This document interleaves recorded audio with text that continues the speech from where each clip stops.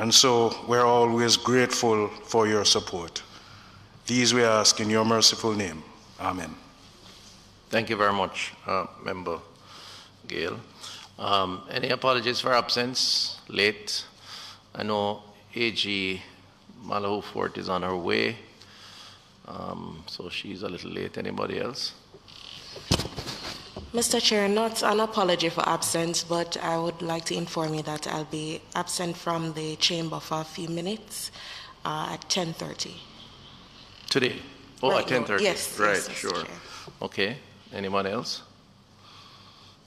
No? All right, so I want to just, I'm going to apologize beforehand that, and unfortunately, I'm going to have to leave a little early because there's a expected shipment of a very valuable commodity coming in at, I think it's 12 or a little after. And I have to be there to say thanks to those who are bringing it in. So not planned, unexpected, but so I apologize. But I've asked AG Malahoo Fort to chair the proceedings after I leave. So she's on her way and she will take over when I go. All right? My opening remarks, firstly to welcome you all. Thank you very much for being here. The team, of course, comprising the members of the Joint Select Committee. And on the other side, their opposite, of course, are the members of the Ministry of Health and Wellness. Do we need to introduce them again or not necessary? Okay, want to do that? Mr. Edwards, you want to start quickly? Morning, Chair, members and colleagues. Albert Edwards, Legal Consultant, Ministry of Health and Wellness. Dr. Campbell? Yanni Campbell, Minister's Advisor. Morning, everyone. Morning, Chairman. Michael Tucker, National Council on Drug Abuse.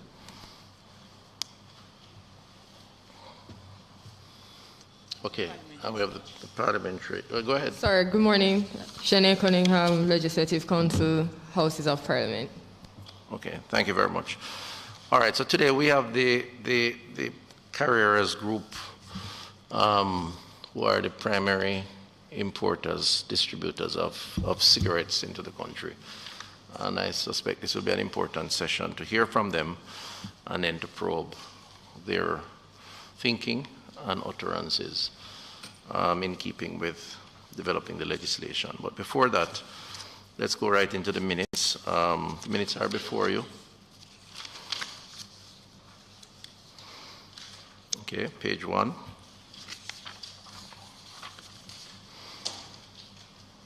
Page 2.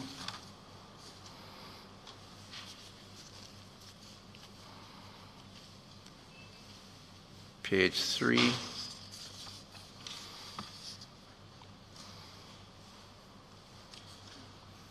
Four,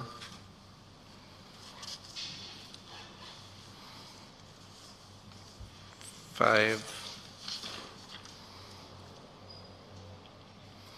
6,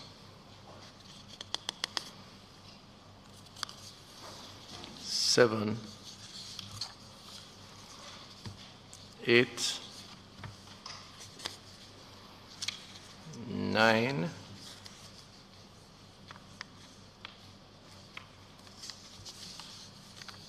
10,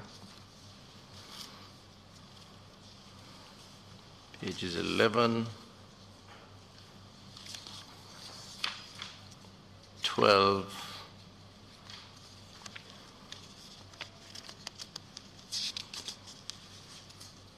13, 14,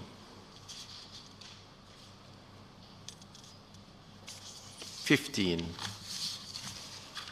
and the final page 16. Okay, can I have a motion for confirmation moved by Member Guy, seconded by Senator Longmore? Okay. Any matters arising quickly? Dr. Guy moved and Senator Longmore seconded. Any matters arising? No? All right, can we invite the Carreras team in for their presentation? Did we extend their time or did we agree 15 minutes? Did we make a determination? No, we didn't. But the standard is about 15, right? They might need a few more. Okay. Yeah, I saw that.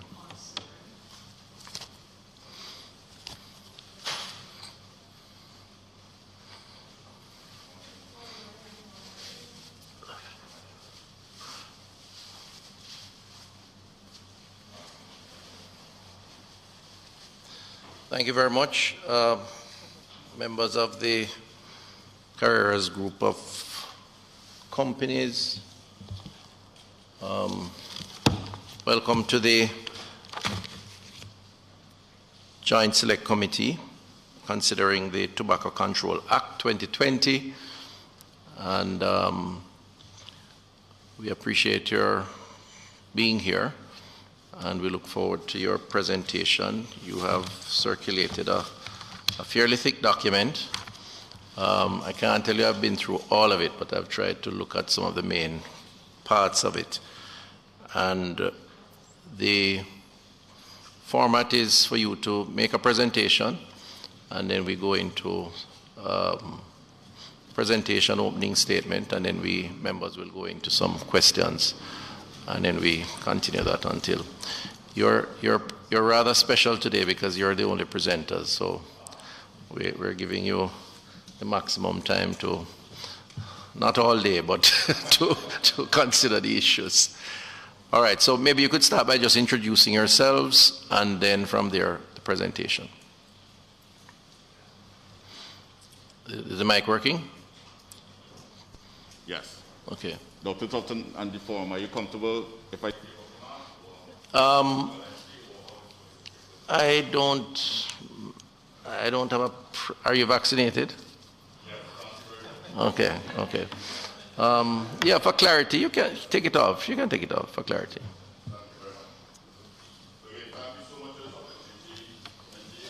Use the other mic also. Just turn it on and pull it to you so you can use both so we can hear. Sounds good.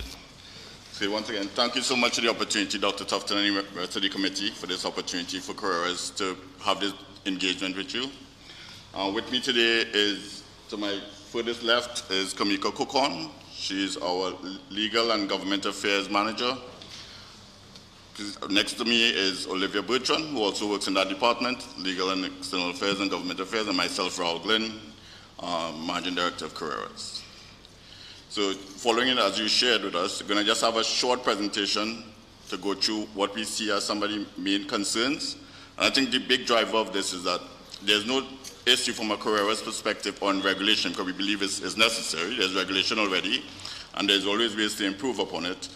The only concern that we have is that we believe there are certain elements, less than 10%. So Mr. Glenn, right? Yes. GLYN. You're the CEO? Managing Director? The MD is Managing Director. Managing Director? Yes. All right, and I sense that you're Trinidadian or non-Jamaican. I try to tell people I'm from Middlesex, but they don't believe it, but yes, I am from Okay, Trinidad. no, that's fine. You're a Caribbean brother, colleague. What I'm going to ask you to do is speak a little bit slow, because I was missing some of the words that you were, and we want to be able to benefit fully. No. So not a problem at all, okay? Thank you for the feedback. Okay. So as I was mentioning, thank you for the opportunity for Carreras to be here to have this engagement, to have this dialogue with the committee. As I said, Carreras is extremely supportive of regulation. Regulation already see to exist. Yeah, just move the mic. Come over to the mic so you're. Try to go even closer. Better?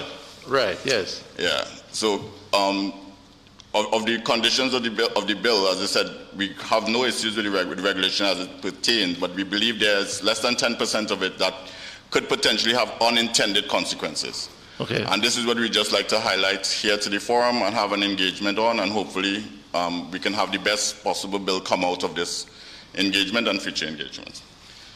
So without further ado, I'll just run through the presentation. Yes, go ahead, sir.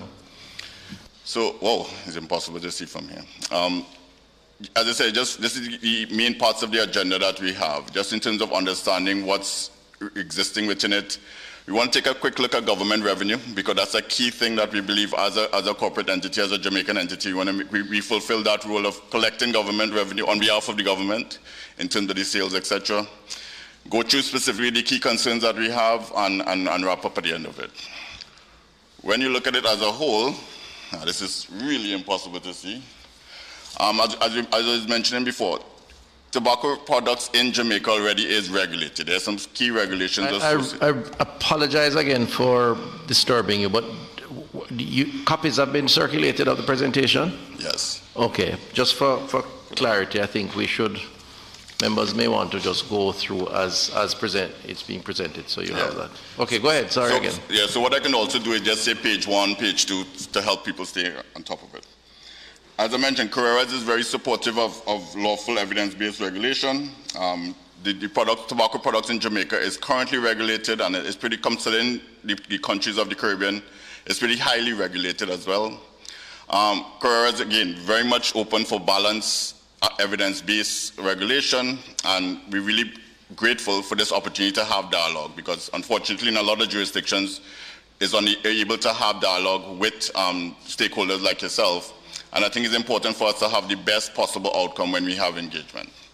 We believe there's some elements of the legislation that's a bit excessive, and that's the elements that we want to focus on because through it all, we want to ensure that we have a level playing field for primarily legal industry, because Jamaica is one of those markets that actually has a significant illicit component, not just on tobacco, but other products. And we believe our conservative estimate is that it robs the national coffers of about 2.1 billion Jamaican dollars every year through these type of smuggling and illicit activities. If I go to the next page, you'll see us talking about specifically about what the current regulation holds. So the current regulation currently allows for places or spaces that are smoke-free, that we can't consume, you can't sell the product, which I think is fair, and you have that in a lot of jurisdictions, so it's already established. There's a 60% health warning, which is, for the English-speaking Caribbean, is actually the highest. And it continues to be one that plays its part in educating adult consumers in terms of that decision to smoke, the risks associated with it. There are sales restrictions, and currently, Carreras, as a Jamaican entity, is able to engage in CSR activities, which we're extremely proud of, because we believe it fulfills a key role in giving back to the most needed components of society. What the current bill does do, though, there's almost a complete ban on sale in public spaces. I know Mr. Edwards had mentioned in a previous appearance before the committee that it is not like that, but if you read the law and how the law is stated and our interpretation from ourselves and Myles Fletcher Gordon, it specifically puts a ban on all sales because every space can be considered a public space. So I don't think that's a consequence of trying to make the product illegal. So it's how do we manage that as a whole? When you see that it has an incredible impact on small businesses because what we've estimated is like 29% of the revenue from tobacco sale, illegal tobacco sale, go to these entities. And by saying that they can't sell the product no longer is really taken away from them their commercial activity. Throughout, the element that we also see within the bill is that we will no longer be able to do things like the Carreras Scholarship Program, which, and we'll go through the slides to come, is really an effective measure of giving back to those persons most deserving with all the capabilities, but all they need is a bit of financial assistance. And we do that throughout not for any gain of anything of the company, but specifically because we feel we have that corporate responsibility to contribute towards the growth and development of the nation. And how it disadvantages particularly local investors, because I know that has been discussed quite a bit, but again, based on how the law is framed, public officials will not be able to invest anymore in Carreras stock, which is actually one of the highest dividend stock in the JSE.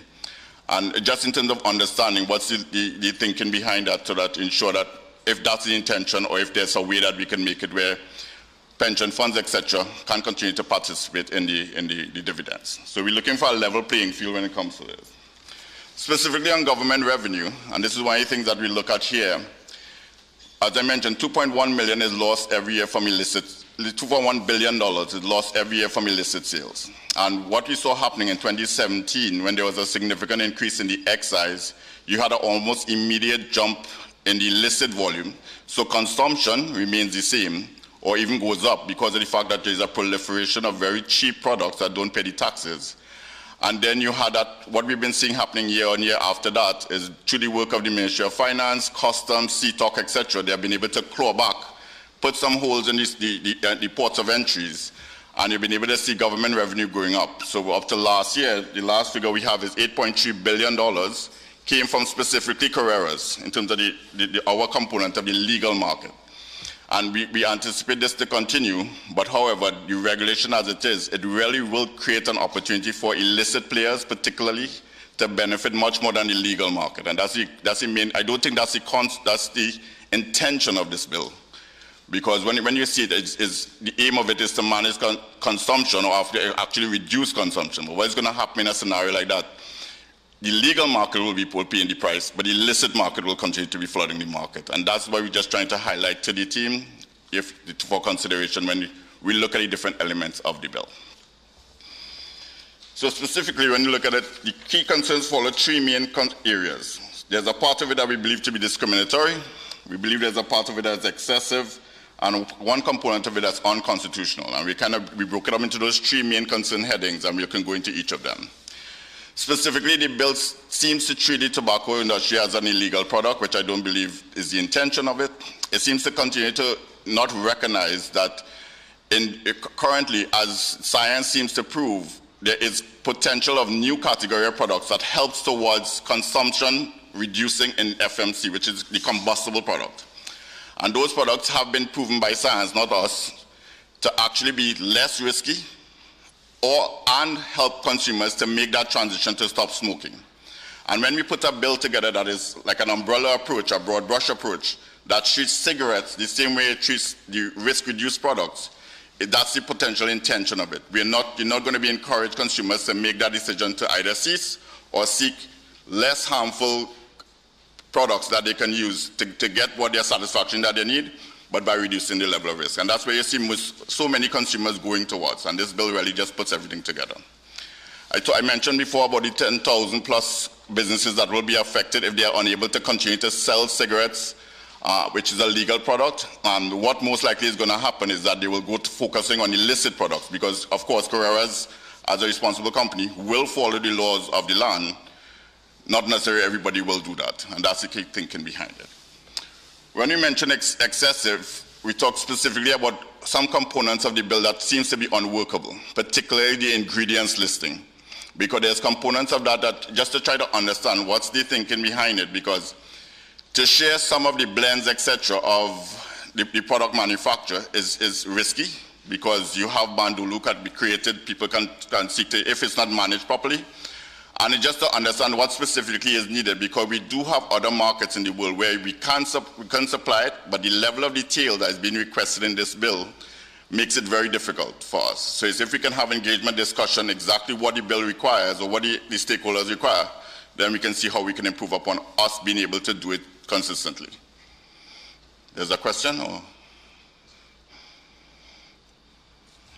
you have a question, miss? Oh, sorry.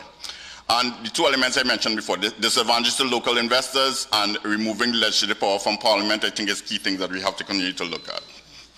So these are the elements that we believe are discriminatory. I'm sorry, Mr. Chairman. Can I just interrupt a second? And I don't want to throw Mr. Glenn off as well. I apologize for being late, though I was listening on YouTube.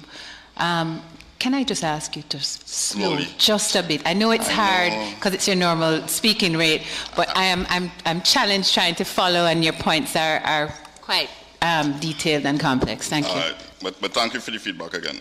I get excited, that's why.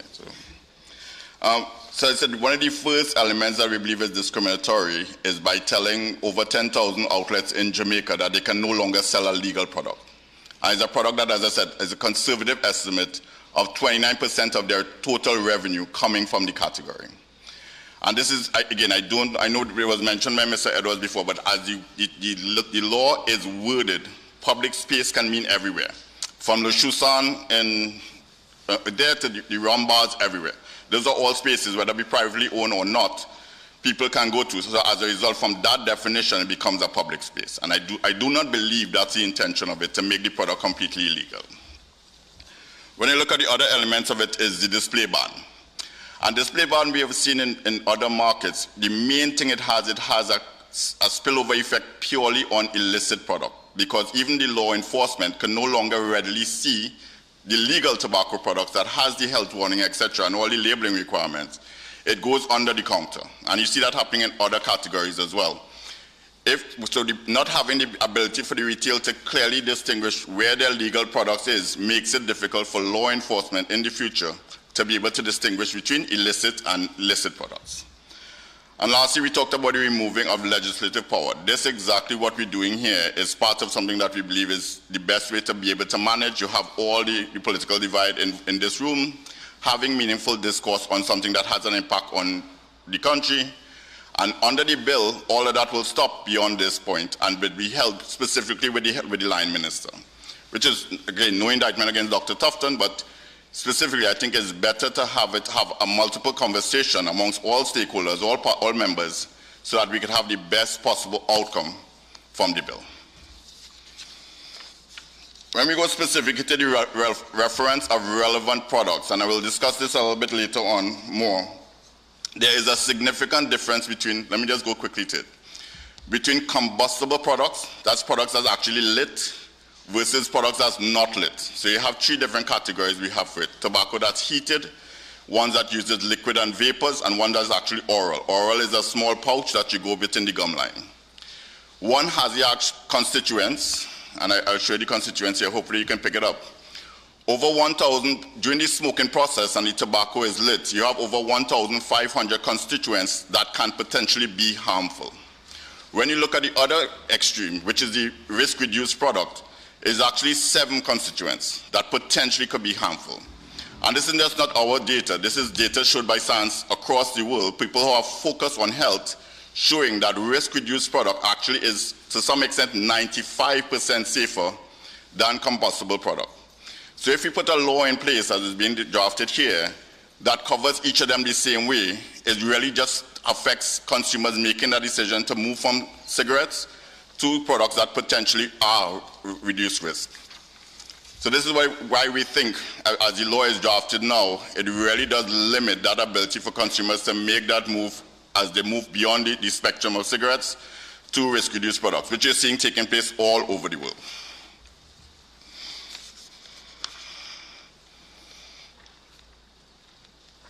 So through it all, what the main thing we have with the risk-reduced product is that we want to ensure that you have regulation that's evidence-based, proportionate to the risk associated with it, allows a level of freedom to innovate, etc., engage, and ensure responsible marketing programs, because it really does give the consumer more, and that ability to make that choice to stop, make that choice to go to safer products, make that choice to choose what they choose beyond what is existing within tobacco, specific product, and consumables. Specifically, I know we mentioned before about the ingredients labeling, reporting, and I said there are markets that has asked for this, and we could understand that, but the level of detail that's being asked in this bill starts to have it borders on the proprietary rights of what's within the product. And that's why we're asking for the consideration of how we can manage that effectively so that we can give the stakeholders involved in drafting this and the need for the reporting the clarity that they need without putting the blends and the trademarks, etc., at risk. So again, it's something that we believe is difficult to enforce, but we want to ensure that we can do it in a way that makes sense for the stakeholders involved who are asking for this and be able to force to continue to go and deliver what we're being asked. And the next one is Article 5.3, which again, as I mentioned before, prevents exactly what we're doing here. Yes, it's a time, I'm speaking very quickly, it's difficult to understand, but I think it's super important for us to continue to have dialogue so that we represent here not just Carreras, but we represent all the retailers, all the wholesalers who are part of this industry, this legal industry. And I think it's important that we have this ability to have an engagement. We have meaningful dialogue with the Ministry of Finance, Customs, etc., as we speak now, on excise, on different things, element. This law prevents that. And I think it's important that we continue dialogue, because that way I think we'll have the best possible outcome, not necessarily trying to be put us in a back room and treat us in a particular way. It really comes for a better overall outcome when we have meaningful conversation together. And we talked about these scholarships, and I said of the 104 employees of Carreras, is a relatively small company. We're extremely proud that we can make funds available each and every year, no matter what the situation in the economy, towards ensuring that the most at-need persons in Jamaica can benefit, because that's our responsibility as a corporate entity. This is not done with any branding or even fanfare. So you will never see a Craveney or Matterhorn or anything associated with this. This is purely about meeting the needs of so many incredibly bright adults who only thing they're missing is the financial means to advance their lives and their families. So just last year, over the course, this is a short period, over the last 8 years, we've done over 250 million Jamaican dollars in scholarships. Last year alone was another 13 million, and we did it for 49 recipients.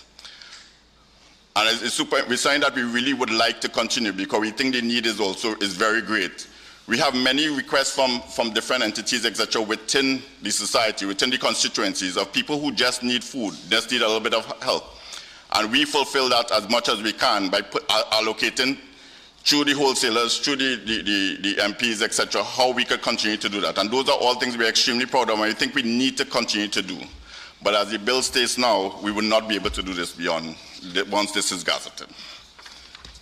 And we just have here two elements of it, of two of the last recipients we had. And it's one of those unique things, and it tells us the true story of what this scholarship program is about.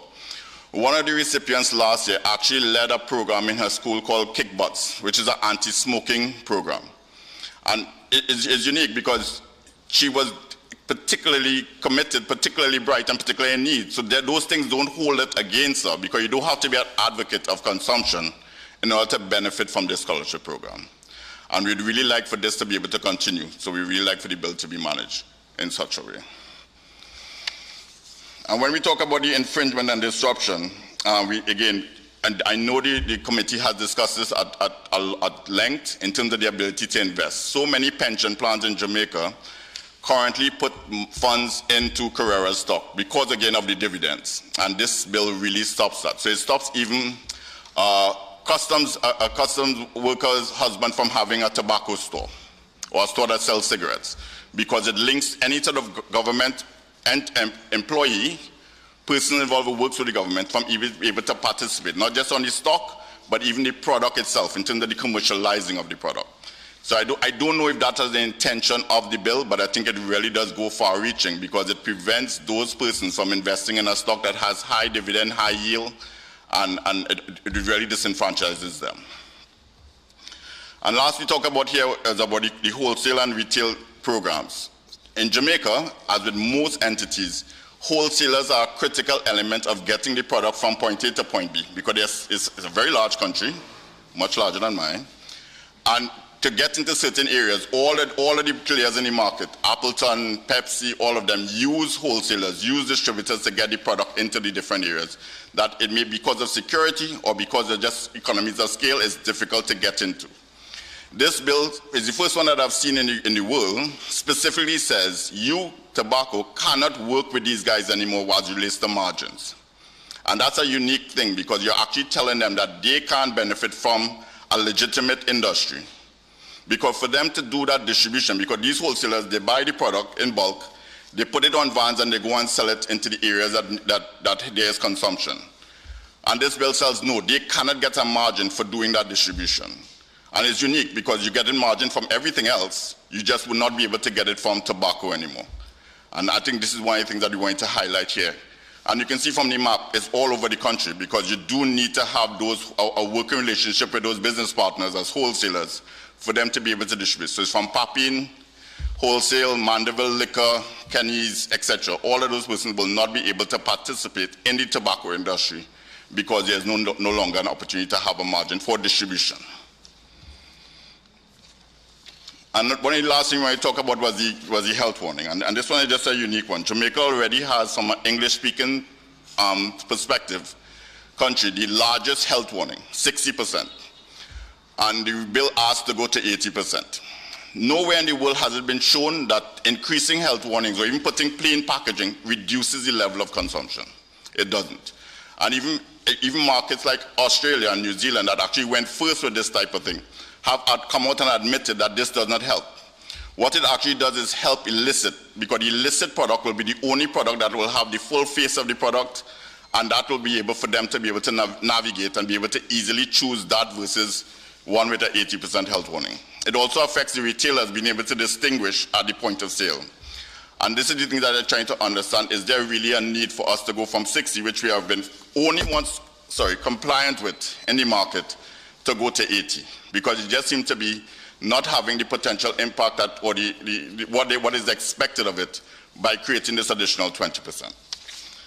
So as we wrap up, the last thing I was last 2 slides, all we were looking for is a fair and balanced bill that really allows all the views of the industry and the retail and the wholesale to be considered in it, and the investors who invest behind Carreras stock or other tobacco stocks in the market, because not just Carreras, you have Mussins, etc.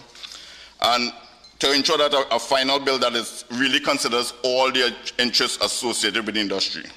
And finally, the ability for the regulators and us to continue to have meaningful dialogue, because I think that is important in ensuring that we have a bill that is balanced and a bill that really suits the needs of the Ministry of Health and Wellness, the government of Jamaica, and has the intended consequence, and not have the unintended consequences, like a growth of illicit trade and like making the legal market illegal.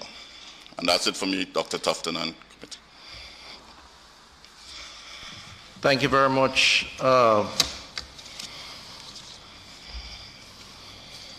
Mr. Glynn? Yes. It's Glenn, right? Yes, Glenn. G-L-Y-N-N. Thank you for that presentation. That was, I'm almost tempted to say fast and furious, but it was certainly a, try to follow as best as possible, but the language, maybe it's a mic. Yeah. But I think there is enough, because we all have the presentation before us, and I want to just summarize based on what I've heard. Sure. If you don't mind, and then we'll open to colleagues. So essentially, your concern are, as I understand it, the need for dialogue in the first instance. You're basically saying you do appreciate the need to have regulations, yes, have a law, and but you think that the law should benefit from some dialogue. Now, you do know that in terms of the sort of international conventions around tobacco and dealing with the tobacco trade, there have been some sort of a general understanding around the extent to which you dialogue with the tobacco industry. That is coming out of the countries of the world coming together at the level of the WHO, PAHO, and otherwise, where there are restrictions on the extent of that dialogue for fear of influence. And in a sense, it was created based on, which is one of the points you raise about science, based on the overwhelming scientific evidence as to the impact of tobacco consumption and tobacco trade on health, public health, but not just on public health, but also on the approach to conducting that trade.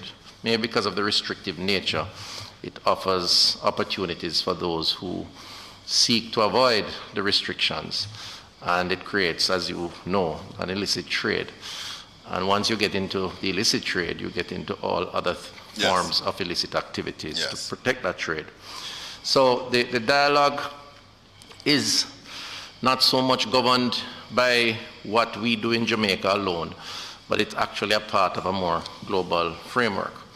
Frankly speaking, I would agree with you that there needs to be periodically some dialogue, because I do accept that the trade is not illegal, the product, right? It is a legal product.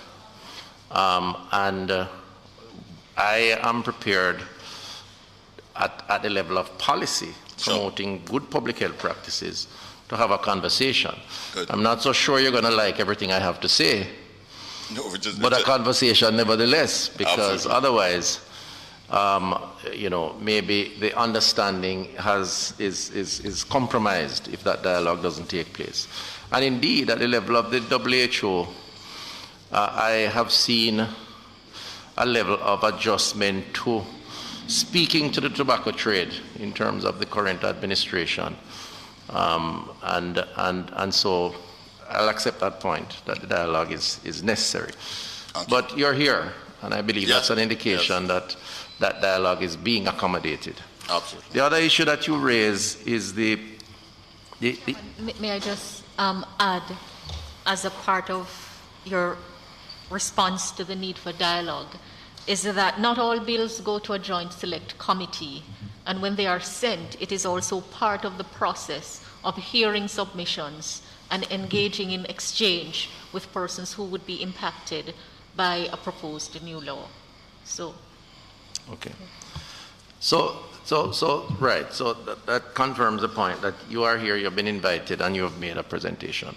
So that dialogue, I think, is taking place to a certain extent. The other issue is the economics of the tobacco trade. And you've spent a lot of time outlining the jobs that are created, the benefits from scholarships and taxes and so on. So it's an economic argument. And one of the questions I'd like to ask, as I believe is going to come naturally, is have you looked also at the other side of the coin?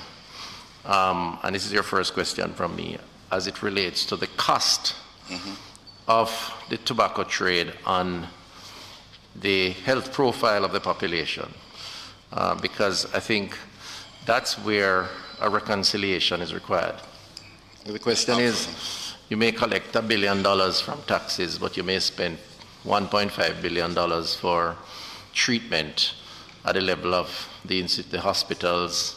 You know, it impacts individuals, families, communities, and so on. And that is where I think the tobacco industry separates itself somewhat from other industries, legitimate industries, that may have side effects too, but the science demonstrates that with tobacco consumption, you head almost in one direction. As sure as night follows day, once you consume it, you're going to end up having ill effects of that consumption. And those ill effects are not only personal, they impact the entire society, given that healthcare costs are linked to all of us.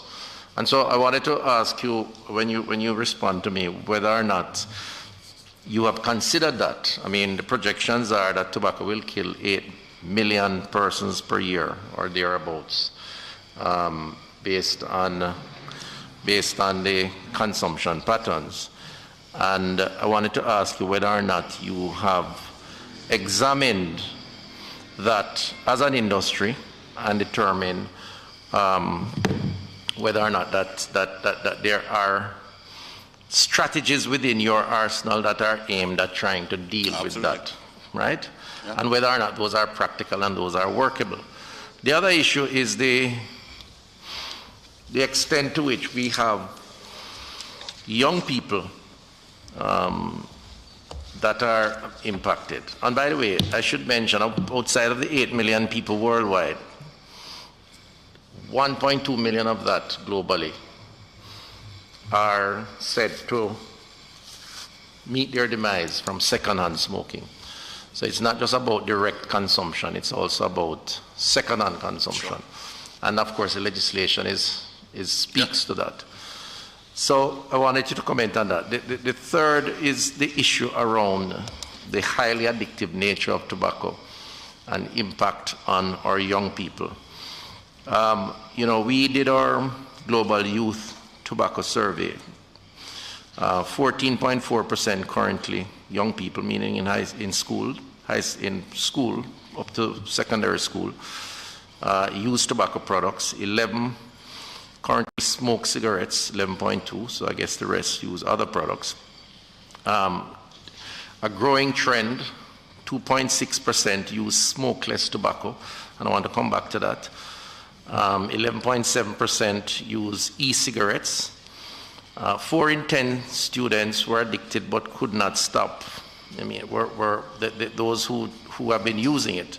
So the addictive nature of it is so significant in the very early stages. It's almost like you start on a course and it becomes very difficult. People have said to me that they wish they never started because they're having so much difficulty stopping. A lot of people have said that to me. And again, is it that the science that you speak of has a way to minimize that addictive nature?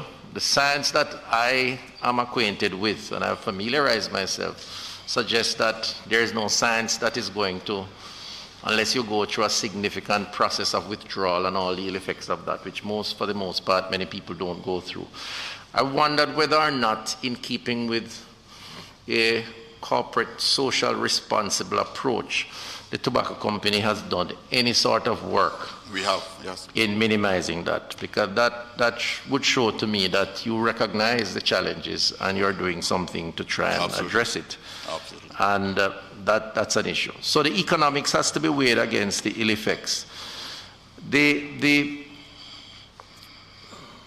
issue, and the final issue is the issue that I want to raise, is the issue of that you mentioned the science. So you speak about the new innovative products that are out there. I suspect this smokeless tobacco.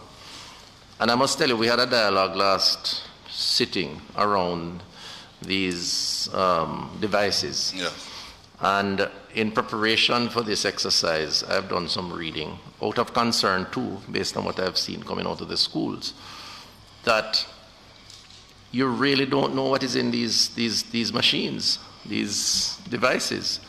You know, all sorts of synthetic stuff are put in these devices.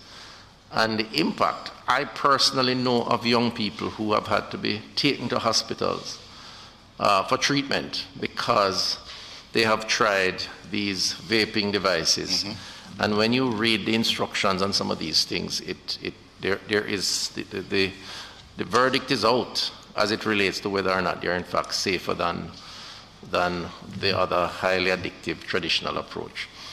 And I'm not so sure which science you refer to when you speak to them being safer, because the science that I see suggests otherwise, or at least a lot of uncertainty around whether or not this is in fact the case. And then the final point, and I start to be taking up the time initially. Remember, I'm going to leave, so I try to get my few points out. Your marketing efforts. I know you mentioned the issue of the restrictions around your branding opportunities and the marketing and so on. And there is a view out there that the tobacco companies have utilized a type of marketing strategy that is geared towards particular segments of the population and practiced in a way that literally promotes the addiction. And indeed, persons who are privy to lower disposable income and communities that are characterized by lower disposable income tend to be the higher consumers, percentage of consumers of the product, not just within country, but in parts of the world, not just in Jamaica.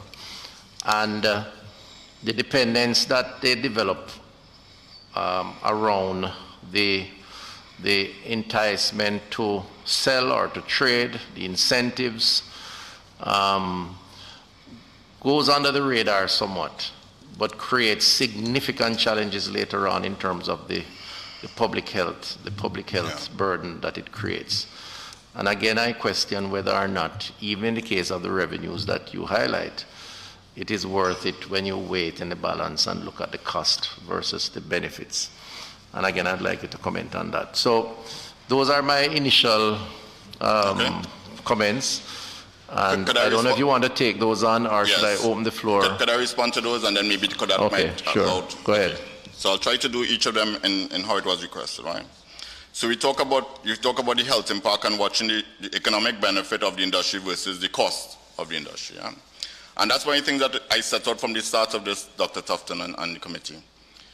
The unintended effect of this regulation, these 350 plus elements of it, will have no impact on consumption. I say that with all certainty because, again, when you look at how it's worded, everything that's in there, you're going to still have consumption taking place. You're just going to have the consumption of the product that don't pay taxes. So from a health impact, the health impact to the society will be the same, if not worse, because the cost of our product is significantly higher than what you have with the illicit. So you have... Sorry to bother to interrupt you again, but this is a problem I have with the argument around illicit trade if you regulate. Because what you're doing is bringing two challenges together that really don't have to and should not be bundled in that way. If we have a problem with illicit trade, it has to be dealt with by the authorities, border control, customs, and that's a challenge, and I know the custom agents are dealing with that. And we don't have it only in tobacco, we have it in several other areas. Should we really be tying the two together in that sort of direct way? Not that they're not related. Huh? But that's the thing, they're completely related. And when you look at the elements of the bill and how it pushes you towards that level of, that type of consumption, it is linked. And yes, there's different umbrellas. So the Ministry of Health is focused on one thing, the Ministry of National Security, Ministry of Finance is focused on another, but you brought in the economics of it, and the economics covers the whole. And when I say that if there's no reduction in consumption, then the health costs associated with tobacco consumption remains the same pressure on your ministry and the national coffers. Chairman, sorry to interrupt. I'm having a grave issue with that logic. There is no evidence. It's your opinion that you're expressing what the consequences of this legislation might be. In other jurisdictions where this legislation or this type of legislation has been instituted, it has been shown to be effective in especially stemming the use of the substance among young persons. This is primarily a health concern. I understand. And the economic consequences of the ill health associated with it, you have not considered in your presentation. That's the same thing that the minister, I hope that you will address later on. So it is really very erroneous to say that this legislation and what it intends to do will not reduce the use of the substance amongst the targeted population, and also the fact that it is seeking to enhance the illicit trade. That is not the circumstance that the evidence actually shows. So, so as I was sharing and as I was trying to respond to the questions, this is the evidence that we have seen in other markets. So you have your own data that shows X. I understand, I'm not challenging you, but also we have the data. Similar to when Dr. Tufton mentioned about the research, there is quite a bit of research that has been shown. But specifically, that's the angle that I'm trying to share. And again, I'm not discounting at all your argument, Dr. Tufton, or the other member. But this is the scenario that we have seen in different places. And that's my main concern. At the end of the day, if consumption levels is the main output of this legislation in its entirety, I believe there is a question on that, because of the fact that the illicit is over 20% now, and there's nothing in here that seems to, maybe the other ministries will be focused on the others, and that is where you'll get it, but I believe there's components of this. As I said, it's 350 components of this bill. It's less than 10% that we think have that potential unintended consequence. The others may have the intended consequence. That's just my view. The other thing about that I wanted to talk about, and the science has proven that the other ceasing smoking cigarettes is the best outcome. And the product that they have towards that goal, oral tobacco that has no impact on, here I could have, or is like a piece of Nicorette, like a piece of gum, will have no impact on the members in this room, because it's only a nicotine delivery device that allows you to be able to ingest without having that impact. But it's going to impact on the user, who is going to get oral cancer. And that will have to be treated, but at the expense of the... Member, I can appreciate your enthusiasm, but let me ask the member to just complete the question quickly, and then I'll go to you first. Okay? All right, go ahead. Just complete the response. That's the move of Carreras, is to go towards reduce risk product, because we believe that's what consumers are asking us for, and slowly you will have a movement over time of adults no longer choosing FMCs, combustible cigarettes, towards these safer products, towards these risk-reduced products, basically. You talked about the youth access to the product, and one of the things that we've been doing for the last 13 years is the Youth Prevention Program, YAP, Youth Adult Prevention Program, not to access the product. We've actually stopped selling to 248 retail stores in Jamaica because during the course of the time of making the visit to sell, we saw them selling to persons who are underage. And that's how important we have it as a company, that we don't want to encourage that. So we seek to educate retailers as much as we can that these products are not to be accessed by persons underage. And in all our marketing, all our focus programs, we always do age verification, etc., to make sure that we have zero to no engagement with persons underage. And that's one of the key things. You mentioned about going into lower socioeconomic areas, etc. That couldn't be further from the truth from a Carreras perspective, from a Jamaica perspective. There is no targeted in any part of low income. The mere fact that our product is $60, $65 a stick, it shows how it is not saying that anybody and everybody should be able to can access from an economic level. The illicit products, I know you don't want me to talk about illicit anymore, is $20 and $25 a stick. And that is actually what is more accessible to persons of the lower socioeconomic. But I can assure you, sir, and the rest of the committee, there is zero marketing program that we've ever run that is focused on like that type of predatory marketing. I don't know if I've addressed all your concerns, but again, and allow me to share with you, sir, and the rest of the committee, the research, again, and it's not Carreras research, it's not BAT research, it's research from reputable scientific and medical entities. And just so at least you have something to also consider, because you said you did your research. So if I share that with you, and you'll have a broader picture to make an informed decision. Okay, I could take up the time, but let me give some others a chance, because I'll come back. Member, you want to go ahead now? Thank you, Chairman. Okay, so I appreciate your presentation, and you have brought some points for consideration. But yeah, just like you were saying that you have scientific evidence, there's a lot more scientific evidence to refute some of the content of what you have indicated. When you still have not addressed the minister's question regarding the cost of care for the consequences of tobacco or cigarette smoking, nicotine use, what your industry participates in. But in doing that, recognize that smoking is related to cancers of the head and neck, the lung, the leukemia, which is blood, stomach, kidneys, pancreas, colon, bladder, and cervix. It is also associated with the chronic diseases of strokes, blindness, gum infection, aortic rupture, heart disease, pneumonia, hardening of the arteries, chronic lung disease and asthma, reduced fertility, hip fractures. So when you're amalgamating the cost to care, consider all of those diagnoses that the government has to absorb. Because unfortunately, a significant portion of the persons, and one of the things that we have to do when we're looking at this legislation, is that you cannot look at Scandinavian countries where insurance is automatic, where healthcare delivery is much different than it is here in our Jamaican society, where the impact of someone who smokes and the family consequence and the community consequence is much different because they're not able to access the level of care that they need as urgently as they might need it. So that's around the cost analysis. Around your suggestions regarding the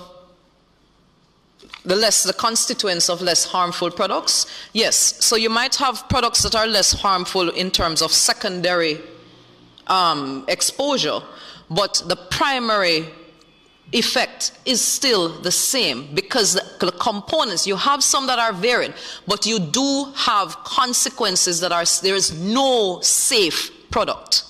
Zero, none. Okay. With respect to the display ban and the size, I have pulled up at least 6 articles here that indicates that the display ban is effective. If you want me to quote it, I can quote it, yeah? But where I do see 1 or 2 where it says that it's ineffective, but if you read further, It is effective especially in persons who are not yet addicted to cigarette smoking. It is effective in persons who are young, who still have a choice. An addict, I'm a doctor. I have seen persons come in front of me, I'm a psychiatrist, sit in front of me with tears in their eyes, wanting to stop smoking, and they cannot. And they literally have to leave to go outside and have a smoke and come back inside and talk to me. You have women who in their youthful days saw it as the hip thing to do and are struggling now to have a child, and they cannot. And whilst they are taking the fertility treatment, they are still smoking. It takes away free choice. It takes away the right to probably make a decision that you would want to do later on. So the display ban effect, it's very effective in the persons who have not yet started the habit. Very effective. And lastly, because I want to give others a chance to comment. I had another, sorry, let me just find it here quickly. Yes, the CSR, your CSR initiatives and the community initiatives. So you mentioned, I saw the wonderful scholarships and stuff. The significant consequence of your industry is one of the main one is persons who are trying to overcome their addiction. Has your company ever supported any detox addiction treatment service unit at all? Where cigarettes is a proven gateway to other substance use. It's a gateway. So you start with cigarette and you move to other things.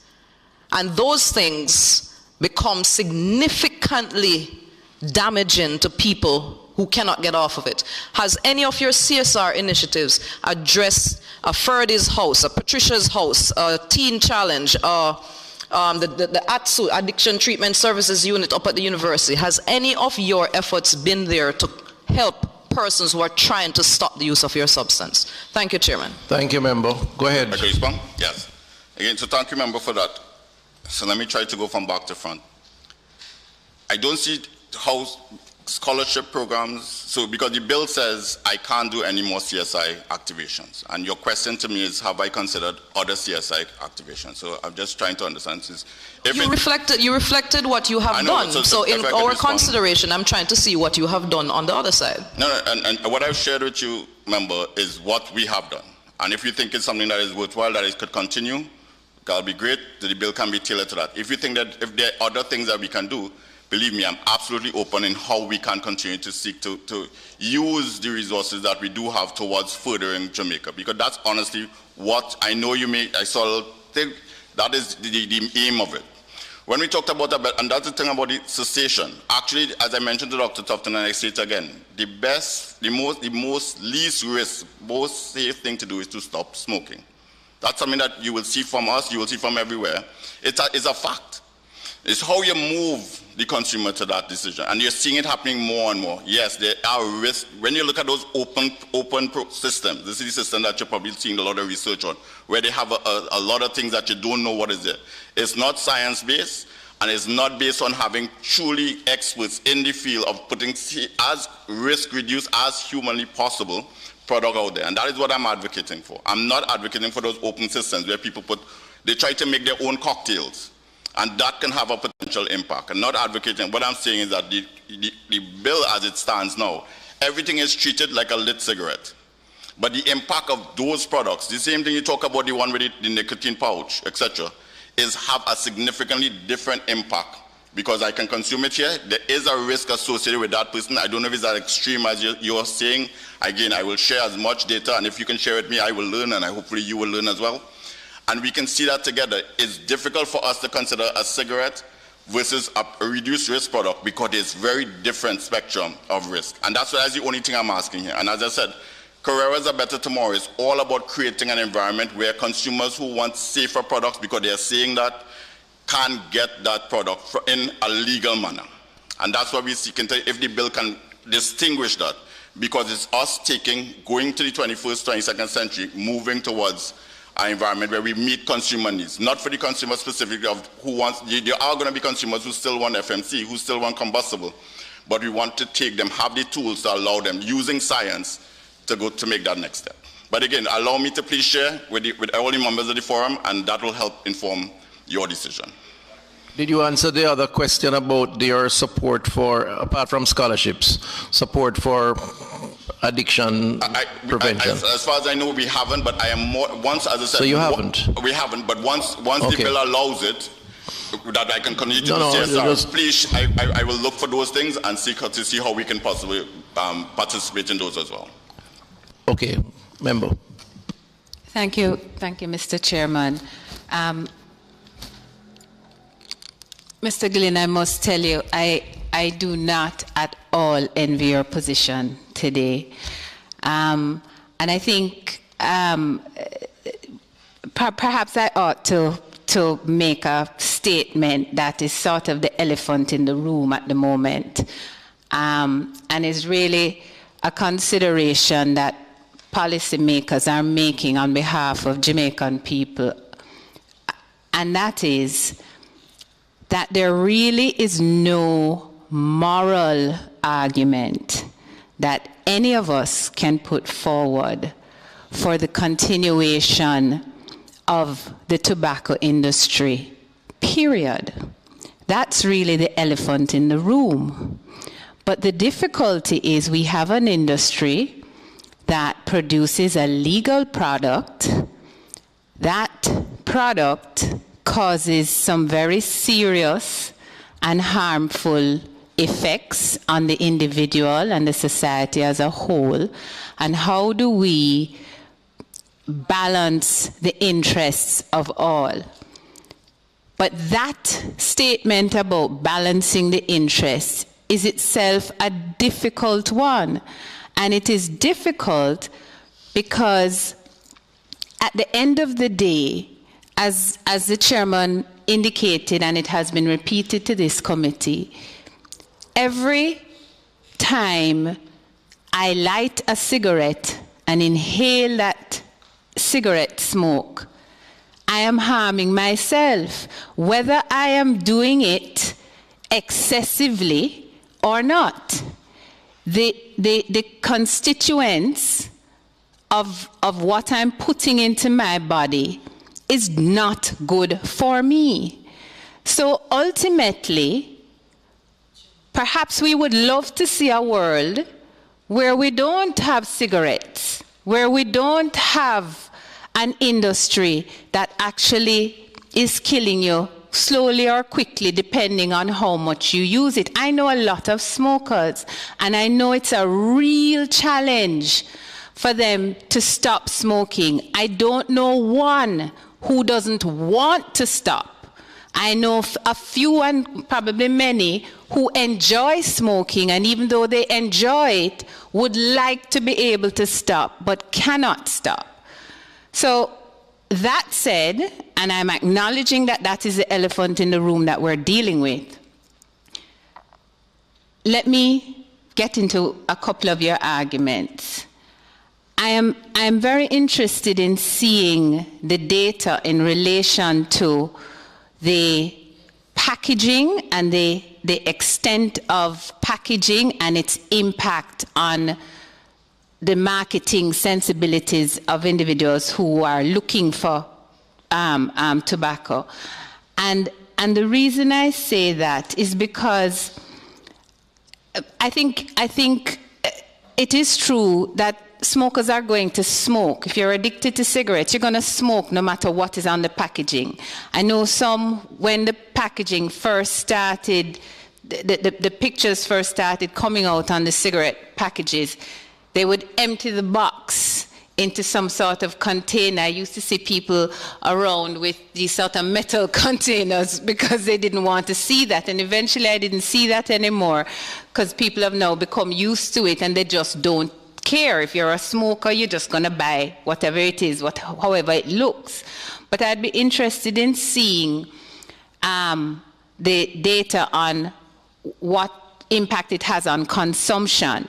And as I repeat that word that you used as you spoke about it, let us examine that, because if you are saying that packaging, that the labeling has no impact on the consumption, and if you are saying that the bill as we have it now is not going to impact consumption, and it's going to increase the levels of illicit trade of cigarettes, then the logical next step and next discussion to have is, okay, what does impact consumption? Now, it seems completely ridiculous to be looking at the tobacco industry and saying to them, okay, what things are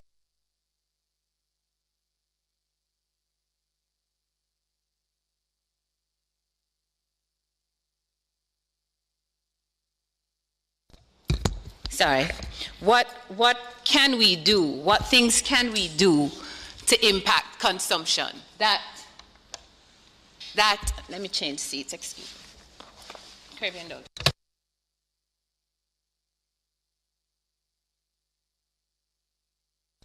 So sort of in line with Senator Longmore's query in relation to what contribution Carreras itself has made in terms of cessation programs, anti-smoking programs. The issue doesn't seem to me to be to correct the bill because that's going to cause illicit trade. It's not going to change consumption. Consumption will stay the same. It seems to me you're raising the point to the committee that the bill ought to include provisions that impact consumption.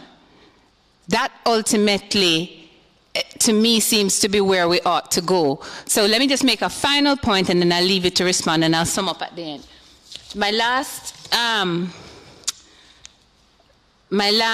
point, well, you know, I probably don't need to make the point because it's been made twice already, and that's the issue in terms of the economic impact versus the healthcare cost. I'm really sorry that you haven't addressed that in your presentation, because I think that would have been certainly a more frank discussion between, you know, the committee and yourself on the issue. So my first issue, the labeling and the illicit trade and the impact on consumption. My second on the data in relation to impact of labeling elsewhere on consumption. And then finally, I don't mind if you opine on the question of the viability of the industry. If we're really saying these things are bad, then I think as policymakers, we really do have to address the question of whether or not it should exist at all. And I'm perfectly aware, Mr. Chairman, that we have, you know, constitutional rights issues and the right of a person to do as he pleases. But at the end of the day, when I light a cigarette, you know, Attorney General, if I light the cigarette here, is going to be impacted by my smoke.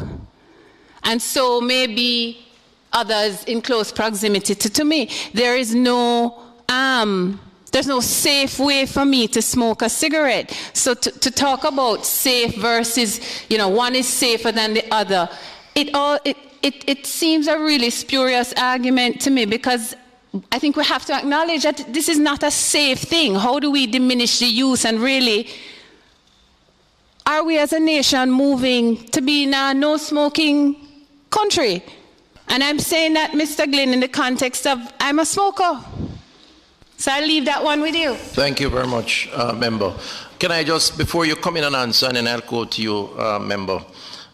My core discipline is marketing. You know, they accuse me of being the PR minister, right? I know. Right, which is a function of marketing. It's not marketing in its entirety. There is no study that can be produced that is objectively done that discredits the impact or neutralizes the impact of product packaging and the impact of product packaging on consumer choice. Otherwise, brands would not package. They would just put the name on the brand. You just go to any location, any store, look at any product, whether it is medication, snacks, a hotel, the look and feel, the optics makes a significant difference. Now, depending on how good you are, it can have less of a difference than in another case, and that's part of the competitive principle. But I really would discourage you from advancing that argument, because otherwise people would not waste money on packaging. And indeed, sometimes the packaging is more expensive than the content. When you buy a soda, and I use the term soda generically, normally the can and what is printed on the can is more expensive than the liquid that you consume. And that's because of the importance of packaging. So, I mean, I hear the member challenging you to produce that study, but I doubt that will happen. And then finally, I want to say, is it true that tobacco companies increase the nicotine content of their product to influence addiction? As you know, it's a highly addictive product. You've heard members say that. I'd be interested to hear that. But then you can respond to members and then. Sir, thank you. Okay, so I'll try to do. So allow me to, and it's unfortunate that you took my argument about the health warning to mean that you're taking away that there's a branding component of it. What I said to you, what I said to the committee about the health warning is that you're simply removing the brand element of it, making it more difficult to navigate, and creating an open space for those who don't participate in having health warning. Those are the ones that the consumer is going to see. So that was the argument that I made with that. And no part of this discussion did I ever say that this bill will not reduce consumption. There are 300, as I said, over 350 components of it. 90% of them will have an impact on consumption. And in no part of this conversation have I ever said I am seeking towards not having a reduction in consumption. What I've been saying to the converse is that what it creates is that the legal industry becomes illegal, exactly as you're saying, you're thinking that is the best way, and you will have a market flooded by illegal products. Let's case in point, you have Suriname, which is a Caribbean country similar to that you've had, that they went that approach. Now you have a total market, so you leave a market that was twice the size of the legal market of Jamaica because they have a high smoking incidence, that now have only 10% of the legal market. The volume, the consumption is exactly the same. It's just that, and all the health costs is exactly, or if not more. But what you have is that the national coffers, the taxation from it is 10% of what it was before, and you have the same level of consumption. And they have gone with this health warning. They have gone with excessive excise. They have gone with excessive regulation, display ban, etc. So, what do you attribute to that? Is it because the illicit trade has vastly increased? Because it's filling a vacuum. So when it is that you don't have the product visible, and again, I know coming from me, it comes across as if I'm trying to make an argument just to what I'm sharing with you exact facts. And if you look at the Suriname, you talk to your colleagues in Suriname, they will tell you the same thing. They're having this issue throughout, and not just it started with cigarettes, and now it goes to other things.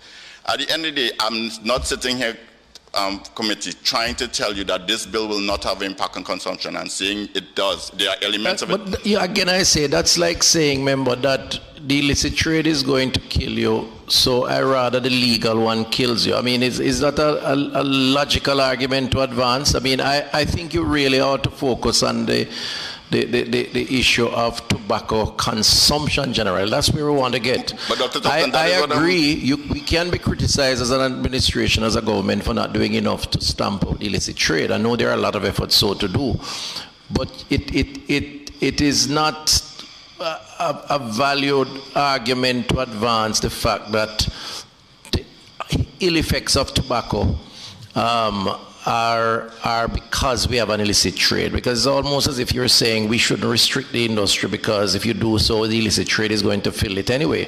It doesn't change the fact that smoking is bad for you and will eventually kill you. And that's a real difficulty I have with that particular approach to the response. But finish your comment. Yeah, and Dr. Tufton, and exactly what you're saying, consumption is the issue. Consumption is the cause of the health cost. Consumption is what you mentioned about addictiveness, etc. Consumption is the issue. And what I'm discussing here is consumption. 90% of this bill will have an impact on consumption. there's 10% or less than 10% that will not have an impact on consumption. May actually have an impact of making more cheap, very cheap, no taxation product coming to the market. And that's what I'm highlighting here. I never came into this hallowed halls to say that I am here to say I don't want the reduction in consumption. I'm coming here to fight for Carreras. That has never been the intent. My intent was only to highlight to this committee, who is the decision makers on this, that there are components of this bill, small components of this bill, that could potentially have unwanted consequences. And that's all I'm here to share with you team. Okay, you finished Chairman, answering I'm sorry, can I just ask one follow-up question? Mr. Glynn, I'd be interested in knowing what is the trend in terms of the revenues from the tobacco industry in jurisdictions, which I'm assuming you may have looked at this, in jurisdictions that passed tobacco control legislation similar to what we're considering here. Does it actually have an impact on revenues, and what's the extent of that impact? Huge. The Suriname, and again, I will back up some of these statements by sharing the data with you, and you can do your own research because, of course, it's coming from me. You may think it's biased, but I have no intention of that because I will be a fool, because you can easily see through if I send you something that's not factual.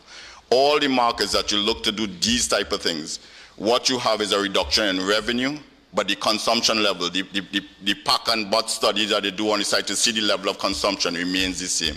In Suriname, it has dropped down by 95%. And this is just a scenario where so all of a sudden there's no more legal industry. You made mention during your contribution that that is what has essentially been done, but from a consumption perspective, it's exactly the same. What about the nicotine, addition of nicotine for addiction? No, that Dr. Tufton, that is thing that I've read up. I've been in the industry for 19 years. I have colleagues, mentors who's been in for, I've never heard or seen, and I've actually worked in factories, etc. That is not something that we do. Okay. It's not true at all. Okay, I'm going to go to AG, and then I wanted to go to the member at the back. Member Daly, and of course, and then to Member Gale. You want to just quickly? Thank you, Chairman. Morning, Mr. Glynn, and to your team. I certainly sympathize with the hot seat that you are in, given the objects of the legislation.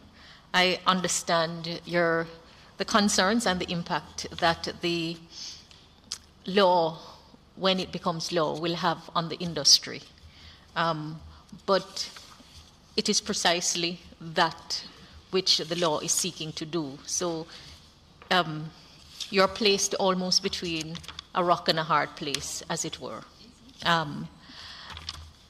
Let me, however, thank you for raising your concern about the definition of the public space in Clause 2, the workplace in Clause 2. And I just wish to ask, the way it is worded, through you, Chair, to Mr. Edwards, whether it is intended to involve the home, which is also the workplace for housekeepers, etc. I know it specifies the inclusion of residences used for commercially operated childcare activities, but that's an inclusive definition.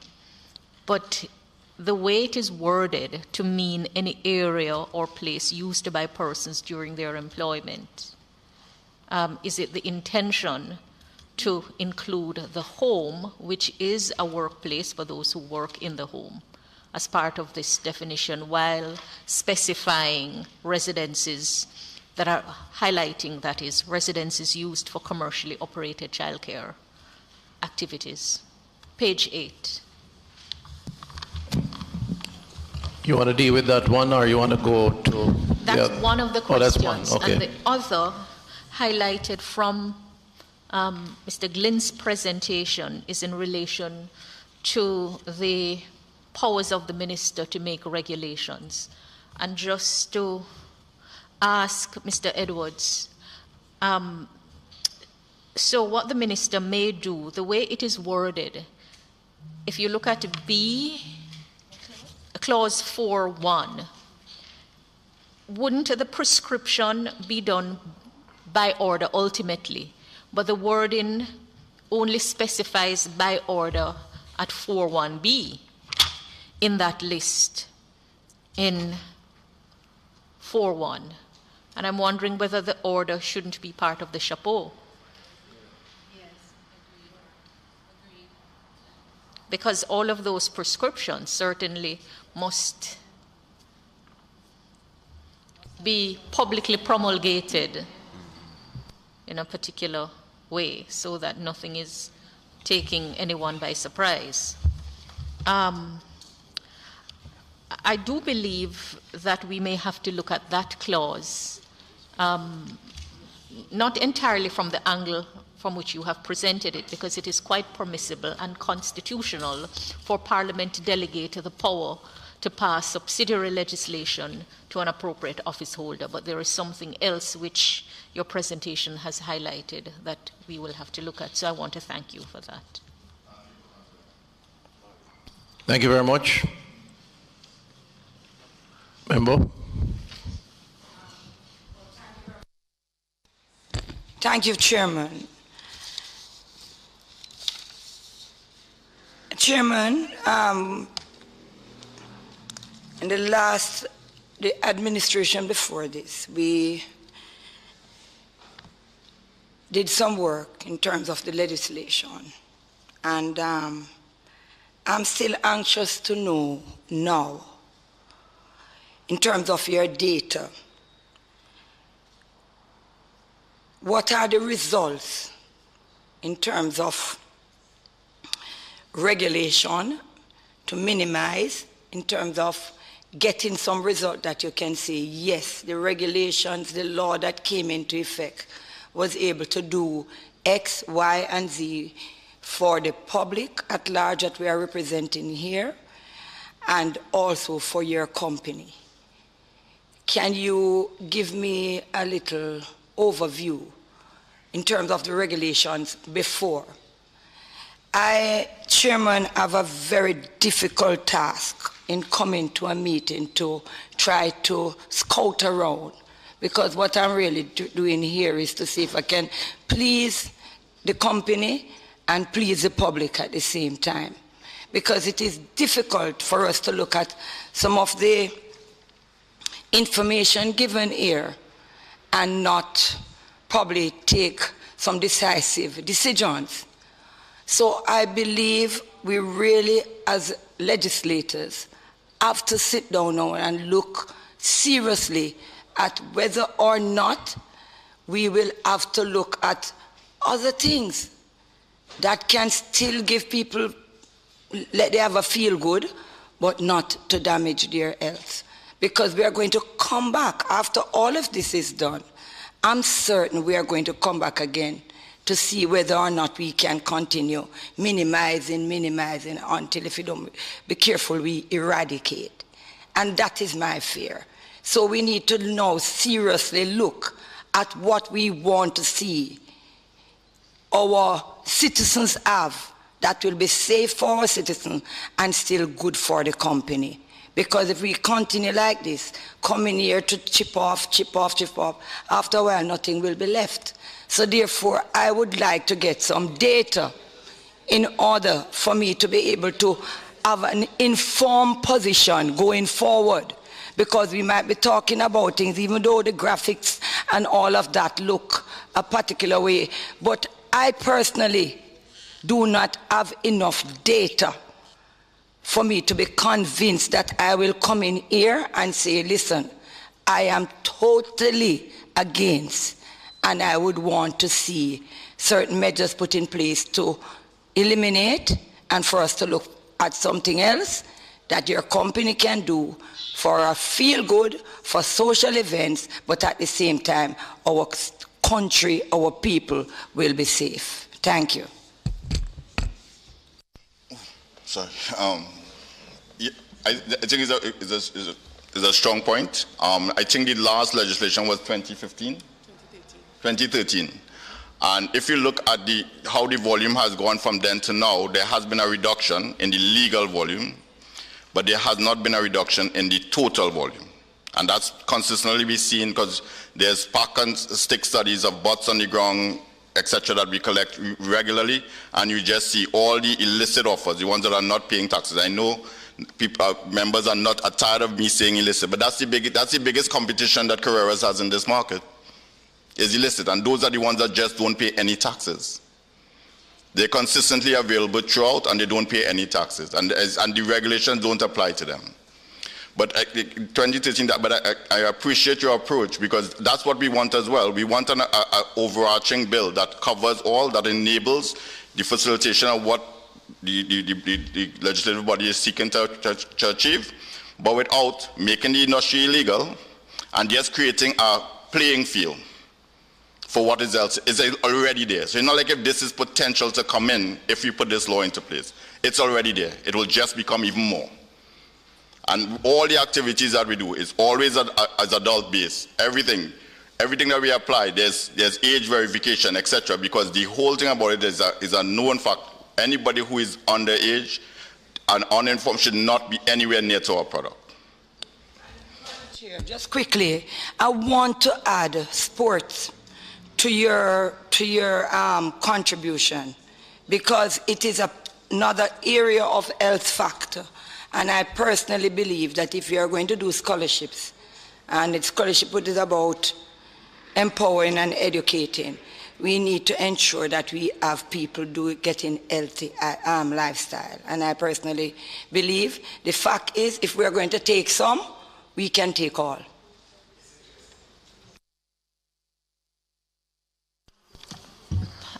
Member Senator Gale, and then Member Longmore, if no one else who has Mr. not Glynn, spoken. You know, there is no way that these proceedings of this Joint Select Committee would have been effective without your team's submission and participation. And so we welcome you to get the feedback from you, and also for you to understand how the members would feel. So I want to lay that foundation. And I recall, and I'm reflecting on many years ago, as a trade unionist when I represented a group of production workers. And I came into a meeting and I indicated that I'm now participating in the manufacturing and sale of a product where I'm yet to ascertain the positive effect of that product in terms of consumption. And I came under violent attack. But then I worked with it because I understood the value in terms of the operation and what it meant. Yeah? And I'm looking at your executive summary. And I'm moving a little way from the consumption, but looking at the first statement in terms of product sales in public places. And looking first at the legislation that is promoting a smoke-free environment, and the use of the terms expressed in your submission, around 10 meters, approximately 32 feet, being unreasonable and unrealistic distance to ask smokers to remove themselves in order to smoke. And I want to ask the question, do you first agree that on the fact that we could operate with a smoke-free environment? And secondly, if you agree with that, what would be considered as reasonable and realistic? And I know that, you know, Carreras as an organization is heavy on promotion and marketing. And I take note of the list of the 45 establishments who would have sent letters expressing concerns And I asked the question whether or not Carreras as an organization could align itself with promoting the operation with a smoke-free environment and indicate that as a way going forward, as a trust, as a marketing trust to promote the operation and existence in a smoke-free environment. Member Gale,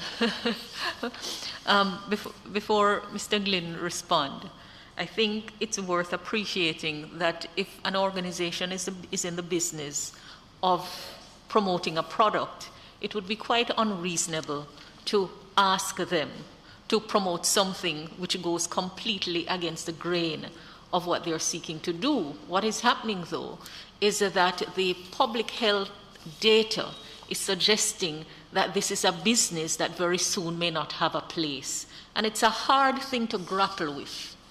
Because the aim of the bill, among other things, is to protect persons who consume tobacco products or relevant products from inducement to the use of it, and also to encourage cessation of the use of the product.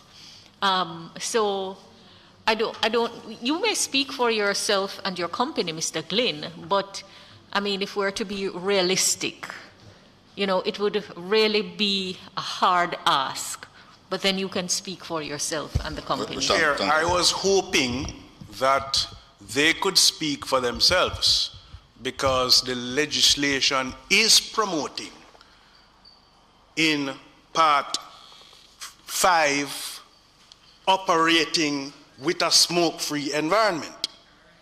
And so I would want to hear from them whether or not they could operate with that existence. The second question I have is in relation to the incident reporting.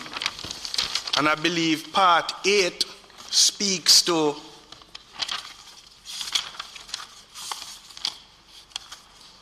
reports and information. And I note where, the suggestion is that the legislation now requires disclosure of product characteristics in great deal and asking Carreras to share its trade secrets. When I look at it, I am seeing, in my mind, relevant information that... Just say, is it a correct statement about the legislation asking for the sharing of trade secrets? Well, that's what that's what they have indicated, and that is what. Hold on, please. Sorry, Chair. I apologize. Mr. Edwards, could you just respond for me? Because that's a serious. The proposed law does not so. That was my understanding, but I want to just ascertain which provision are you interpreting to do that, because so my reading of it is not so. So I am going by what they would have. I understand, but you have raised a presentation. You have raised a critical. You have highlighted a critical aspect. And so I'm seeking for them to clarify that, because I consider it to be a critical statement in terms of the ask and the demand of the legislation. So those would have been my two questions. Thank you for highlighting that, Member Gale. So good morning. Good morning, Honourable Member, and thank you so much for that question. I will address the smoke-free environment at first.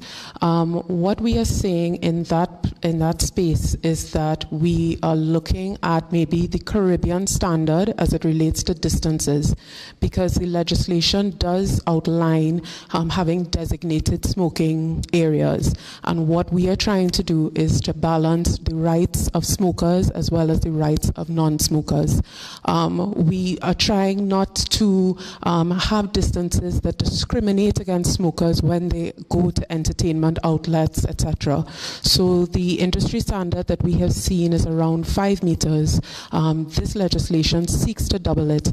And when you think about bars and restaurants and how in close proximity they are to each other sometimes, that we allow spaces for both so that they don't, disrupt one another. We speak to smokers all the time. They are not interested in being bothersome to non-smokers, and what we are saying is we need to balance the rights of them. We shouldn't be discriminating and trying to put them out in parking lots to smoke, and that is really what the intent with what we were sharing in that submission. I will also speak to the ingredient reporting. So in the legislation, it asks for very detailed product constituents, characteristics, design features to be revealed and disclosed. And what we were saying, and Mr. Glynn said it in his presentation, that we are willing to report, but we would like to know the rationale for having such great detail and how this will be used going forward to regulate the industry. So it's not that we are unwilling to do it, but we are saying that, what's the rationale? Is it necessary to be given in such great detail? And maybe we can continue the dialogue and continue to engage so that we find a middle ground.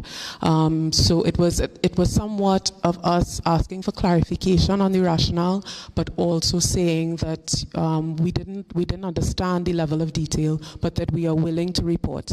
And at this point, I just want to reiterate that we do not add nicotine to our products. Nicotine is naturally occurring in tobacco, and so that in seeking the amount, that is where we saw the discrepancy and wanted the rationale in terms of how the industry will be regulated with this information.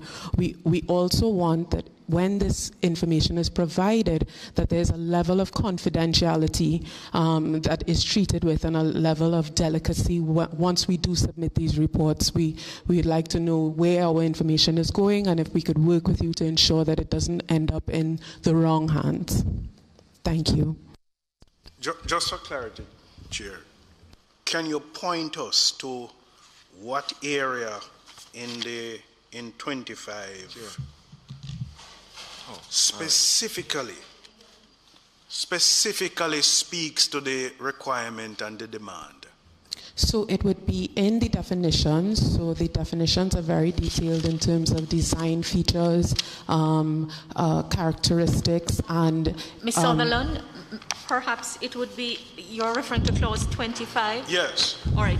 Perhaps it would be helpful in order to better understand the concern you have raised to just look at what the clause is providing for. Okay. So at 25.1, it prescribes that every manufacturer, importer, or exporter of a tobacco product or relevant product shall submit to the minister on or before the 31st day of March of each year a report in such form and manner as may be prescribed, which shall include the following details in relation to the supply of a tobacco product or a relevant product. A, the name, street address, and contact information of the principal place of business of the manufacturer, importer, or exporter. Do you find that provision offensive? No, we are fine with that one. Each manufacturing facility, importing and exporting warehouse, and in-house laboratory services. Is that, do you find that one outrageous? No. Imports and export relevant product. So import and export include the following detail in relation to the supply of the tobacco. So it's asking for imports and exports.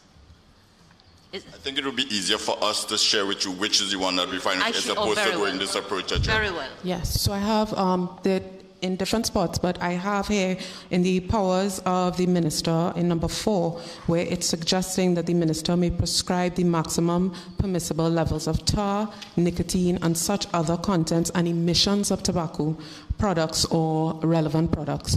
So I'll find the other space, but it is asking that the minister be allowed to prescribe certain, so getting the details on the constituents, getting the details on the design features and the content with a view to prescribe certain levels, and we're just trying to figure out what the rationale is for that, and that's probably something we won't be able to to be able to provide, but we would want to... So by analogy, there is a provision in respect of alcohol content that the minimum, the level is prescribed and you are required to disclose and also to label the alcohol content. It is an analogous provision to that. I don't know what it is that would be so offensive. Perhaps you could enlighten. Well, I think it goes back to the comment that we don't add nicotine. So the idea that you're trying to get the amount in order to prescribe it when we don't add it. So but whether you add it or not, do you not know what it is? Yes. If I may, no. The ingredients that are usually associated with these products are highly carcinogenic and can pose significant health risks. And that is the basis, the primary basis. Likewise with alcohol, it's because of a certain amount of content that after consumption can lead to certain consequences. Right. So it's the same principle. So what we're saying and what you're referring to in terms of carcinogenic, it is based on the combustion and having lit the cigarette. So it's not based on anything we would have added to the product. So it's not just combustive.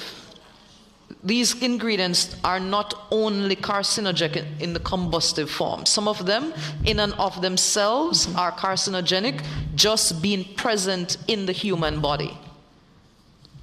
Chair. Yes. I see Chair. The provision. Okay. Yes, Member Guy. No, I yielded initially, but I think part of the concern that they are having to is as it relates to 25 and 26. And 25(1)(d), I think, might be the offending clause. That's exactly where I was going, Member Guy. Yes.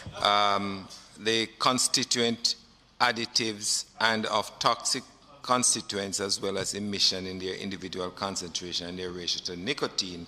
And further, when you flip to clause 26, a manufacturer, at the request of the minister, a manufacturer shall disclose information on design features, including the results of tests conducted by the tobacco industry, and then submit to the minister a copy of the lab report where a laboratory test was performed for the measurement of a particular design feature, as well as proof of accreditation of the lab.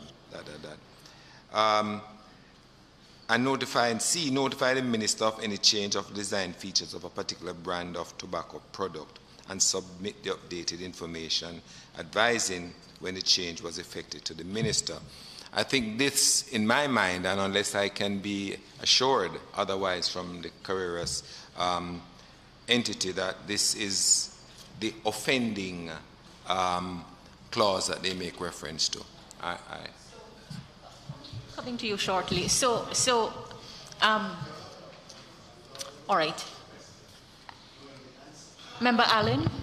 Chairman, I was just suggesting that maybe included in Member Guy's listing of the clauses that might be considered offensive would be 25(4), 25(4)(b) and C. I don't know if those are the ones that also are included, so we could look at them in total. Madam Chair? Yes, Mr. Edwards? Yes, if I may assist further. Indeed, it would appear that clauses 25 and 26 are the focus of concern, and those clauses are seeking to implement our international obligations under the Framework Convention on Tobacco Control, specifically Articles 9 and 10.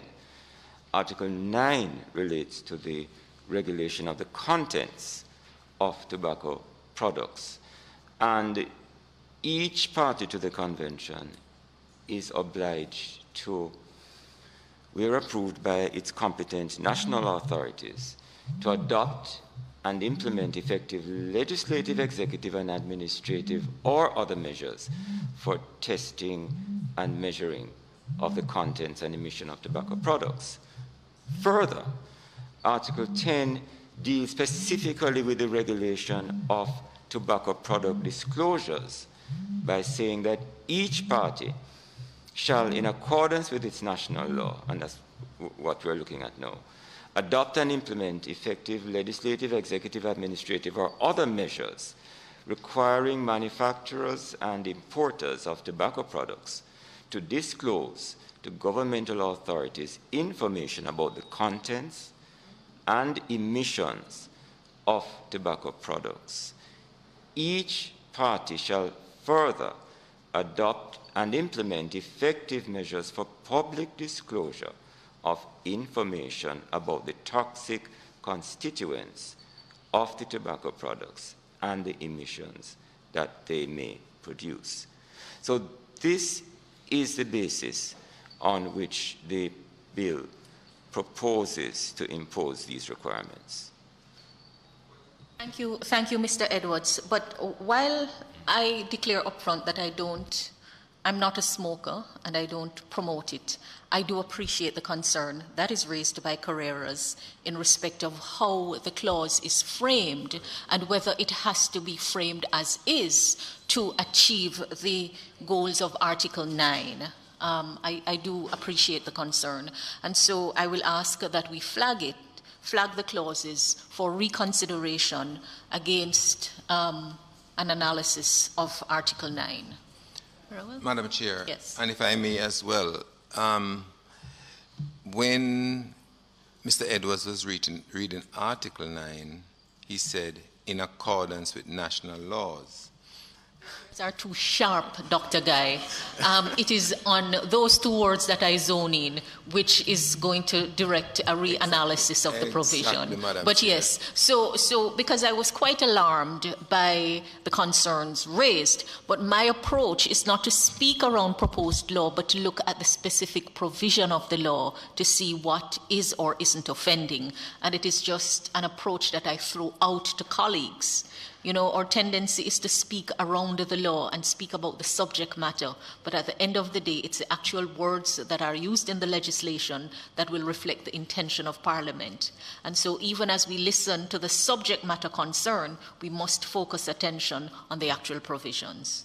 So I think I can understand and appreciate the concern you have raised, and be assured that the committee will have another look at this matter, because it would not be permissible to ask you to disclose your trade secrets for an industry, however frowned upon, that is not illegal. Chair, if I may as well, Member Guy. Well, we will look at it. We understand what that provision in law means and what is permitted for disclosure and request. We understand that from the legal perspective, and it would never be the intention to have that disclosed, because even as we opine on confidentiality agreements, it is one area of demarcation that is recognized in law. But be assured, we will look at it against Article 9. And might I, Madam Chair, you opened the door for clause 25. There was a sudden concern, and I think we will do it. Let us hear. Clause by clause when we get there as a sure. committee. Yes. But 25(1)(I), the location of a distributor's office and the transportation units, no problem, including fleet and license number. Fine, I don't have a problem. But suppose couriers were utilized, how would you? Well, that's a matter of as I said, business operations, but I do understand the other concern as to when this information is provided, how will it be kept, and who will have access to it to enable the minister to then do what he is being mandated to do. It is a legitimate concern, and we will look back at it. Chair, can I ask Mr. Glenn to revisit for me his concern in relation to Clause 9 of the bill, and perhaps, well, Clause 9 in relation to 9 subsection 3, and in particular, paragraph B, a person employed with the public body shall not invest in the tobacco industry or any related ventures. Again, I think this is probably for our own deliberations in relation to the question of what constitutes a related venture. But can I ask Mr. Glynn just to opine on, I know he raised a difficulty with it. Is there a proposed amendment that you have in relation to this section, or is it that you would wish for that restriction to be removed completely? Okay, so it will be a two-parter, so we'll try to manage it both. The key thing about it is that if I understand, and I think other jurisdictions have done this, if you have a governmental body or individual who's working towards, let's say, the regulation, so someone who is enforcing regulation, etc., it may be difficult for that person to be benefiting from dividends or the sale of the product, because he may not be able to be completely independent. But if you say all government officials, which includes every public servant, to no longer be able to own shares in Carreras, so no longer be able to have a relative sell the product, then that's what I think is a bit overarching. Because essentially you're precluding every public officer from being able to have him or herself, her partner, family members sell the product. Because that's exactly how it's worded. So let me tell you up front, Mr. Edwards, we will have to revisit clause 9.3b because it is interfering with the freedom to contract. Now, A is permissible in the respect of a prohibition to provide incentive, but I don't know that this can be accommodated within our constitutional framework in respect of the prohibition in B, because it's not an illicit industry. It is one that is severely restricted. Noted, Madam Chair. Yes. Proceed. On the floor. Member Golding. I'll yield for now, Chair. I think I might have one last question. Member Longmore then. Thank you, Chair. Just to note that we also, well, me in terms of the Jamaica Psychiatric Association actually had a concern about that clause with respect to the freedom to invest, etc. So we are all in keeping with that one. Just going back a bit to your communication regarding the effect, because that is seminal in terms of what you indicated to us, the estimating the smoking ban effect and its impact on subsequent consumption. And I have two parts. I just quickly did a search, and this was a study done in Italy. And Italy has one of the highest prevalence rates of smoking. Yeah, and it says here that it is estimated that in the Italian smoking ban generally had no effect on smoking prevalence, quitting ratio, or cigarette consumption of apprentices. However, when the estimates were applied to the subpopulations, significant effects were found in smoking prevalence, in quitting, and in smoking intensity of the apprentices with at least a diploma. So there is no question that it does impact, and especially on persons who are the ones who would be most at risk for starting the use of the substance.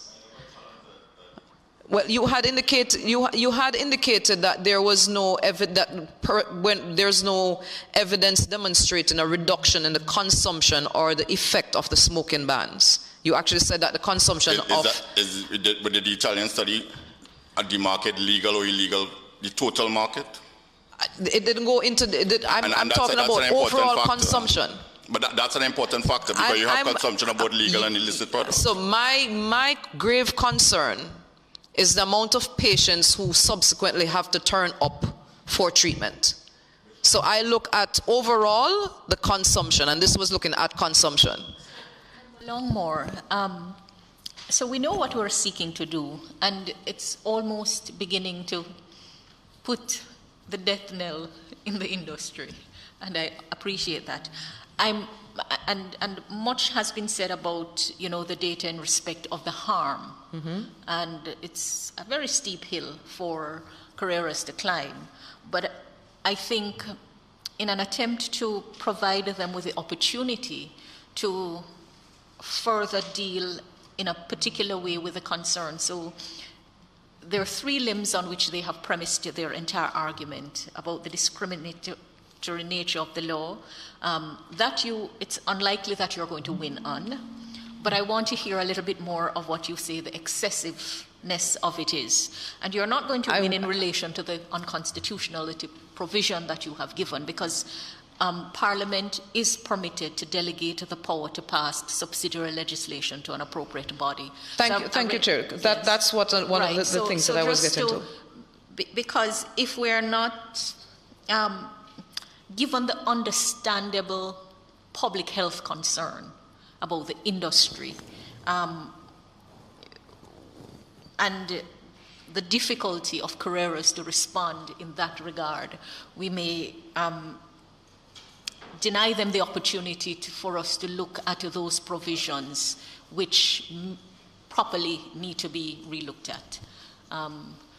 So, I think you have made an extremely good argument, and I fully understand where you're coming from as a medical doctor and also in your area of specialty, and would have seen some of the worst consequences of substance abuse, which the data says that this product puts the user in that direction. Yes, sir, and that's why I seek to ensure that we are getting full disclosure of the information being conveyed. But however steep the hill is, let us ensure that we don't prevent them from climbing it to make their presentation. Yeah, but not to carry too much baggage with the climb.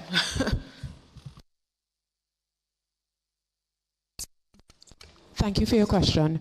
So as it relates to the excessive, what we would have highlighted would have been the reporting, which we've already spoken to, and you said there would be consideration given. The other one would have been the limited interactions with the tobacco industry, which we spoke to a little bit at the beginning, and what the Honourable Chairman would have said, he believes that interaction is required, that's why we're here, etc. And I would just like to build on that and just say that through implementation as well, because of course once this bill is passed and we would be working with our trade partners to comply, etc., there are many areas where we would have to continue to speak to the industry regulating, raise certain concerns, continue to speak to the illicit trade. I would say that I have experience in Guyana where we have to raise concerns as to rotations and when they happen, and the length of the rotations, etc. So while we are saying that yes, we believe that it should be transparent, our interaction should be transparent, we do not want an over restriction of interaction, because as we see the implementation, as we move through the implementation stage and going forward, we would always want the opportunity to approach and raise our concerns, just like any other piece of legislation that governs energy or agriculture. You always go to the key stakeholders, and we would just want that courtesy and that right in order to do so at any part of this bill. And be assured that you have the opportunity and your concerns will be fairly considered. Thank you. Mr. Edwards, you wish to respond? Thank you, Madam Chair. So, in relation to disclosures, product disclosures, I just wanted to highlight that what is in the bill before us, as many, if not all, members would know, is restating what is the current law. These are not provisions that have been inserted in the tobacco control program with this bill. As members will understand, there are several provisions in this bill which are merely restating and carrying over what is already in the current public health tobacco control regulations, the provisions in relation to reporting being one of those. So I just thought that would be useful, so that these are not new. Is that the exact wording, Mr. Edwards? It may not be the exact wording. No, well, as the chair is saying, yes, what is critical, yes, is how it is worded. Yes. And whether it reflects the intent of the Parliament. Yes, it may not be the exact wording, and of course the exact wording is largely guided by the drafters. Our task is made a little bit more laborious in that we have to consider provisions in light of the new charter. Of course, Madam So Chair. that we are not at liberty to merely carryover provisions that are pre-charter enactments without filtering them accordingly. Indeed, indeed, Yes. indeed. Well, of course, this will be post-charter. Thank you for raising those points because it does put the matter in a different context. Yes. Yes. Okay. Member Wilson, you may take. Thank you, Chair, and thank you, the team from Carreras, for your presentation. I've been listening, and some of the concerns that were raised, I had them as well. The first one I had was branding. We indicated that from 60 to 80% would not result in any material effect, and I use the word material in that instance. And I've seen, just like other colleagues, many studies. And while my colleagues had excluded Scandinavian countries, I've found one in Sweden that was done with 1,010 young persons between the ages of 15 and 22. And it did indicate a significant difference, a statistical significant difference in the packaging, in what is on the package. Now, it would be interesting if you want to rebuff all of this study to do a similar study in Jamaica to see whether there is a statistical difference within the Caribbean region, just for comparative purposes. But from all indications and the data, it kind of goes against what was presented. The other note that I had was the comparison of tobacco and the other products. Again, another study indicates that some are saying it's inconclusive in terms of the overall effect, while others are saying they are safer. Now, so the jury is still out on that. So while your presentation was saying that they are somewhat safer, we are getting data to the contrary. And then I had a challenge when you indicated that 20% of the market is illicit. The problem I have with putting figures to the black market or the unregulated market is that how do we really know? What data do you have to point to the fact that, yes, 2.1 billion is going missing in illicit trade? Are we using data from the constabulary force, which we have somewhat extrapolated on what your sales revenue are? Or how do we get to this figure of 2.1 billion?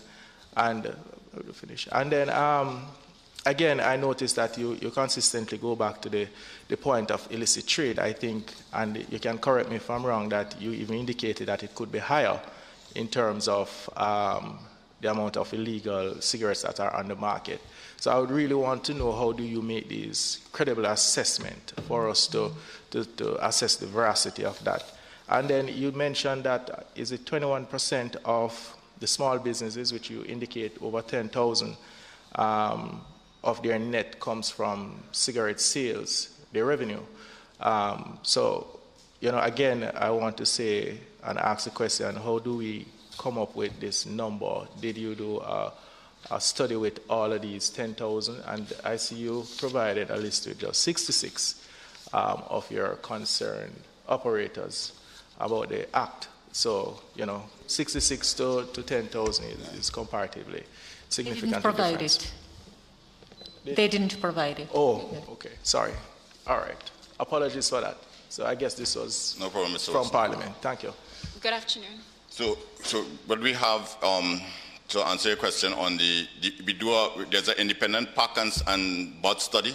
So essentially what it does, it goes to each and every thoroughfares of Jamaica, both urban and rural, in terms of collecting bots and packs on the floor, on the ground. And that gives us a good indication of the level of consumption, because and sometimes even people who put into bins, etc., is a collection to see. And that's the main data that we see, because that gives you a wholesome view of consumption. Because, of course, illicit products is not imported, so you can't go to start, legally imported, so you can't go to starting to get this data. So that's a big driver that gives us. And we see this consistently. We do this research consistently, so you see the ebbs and flows of it. Sorry. You kind of went a bit fast. You said it's the bots on the ground? Yes, so after the product is consumed, most persons unfortunately throw it in the garbage, or some throw it in the garbage, some throw it on the floor.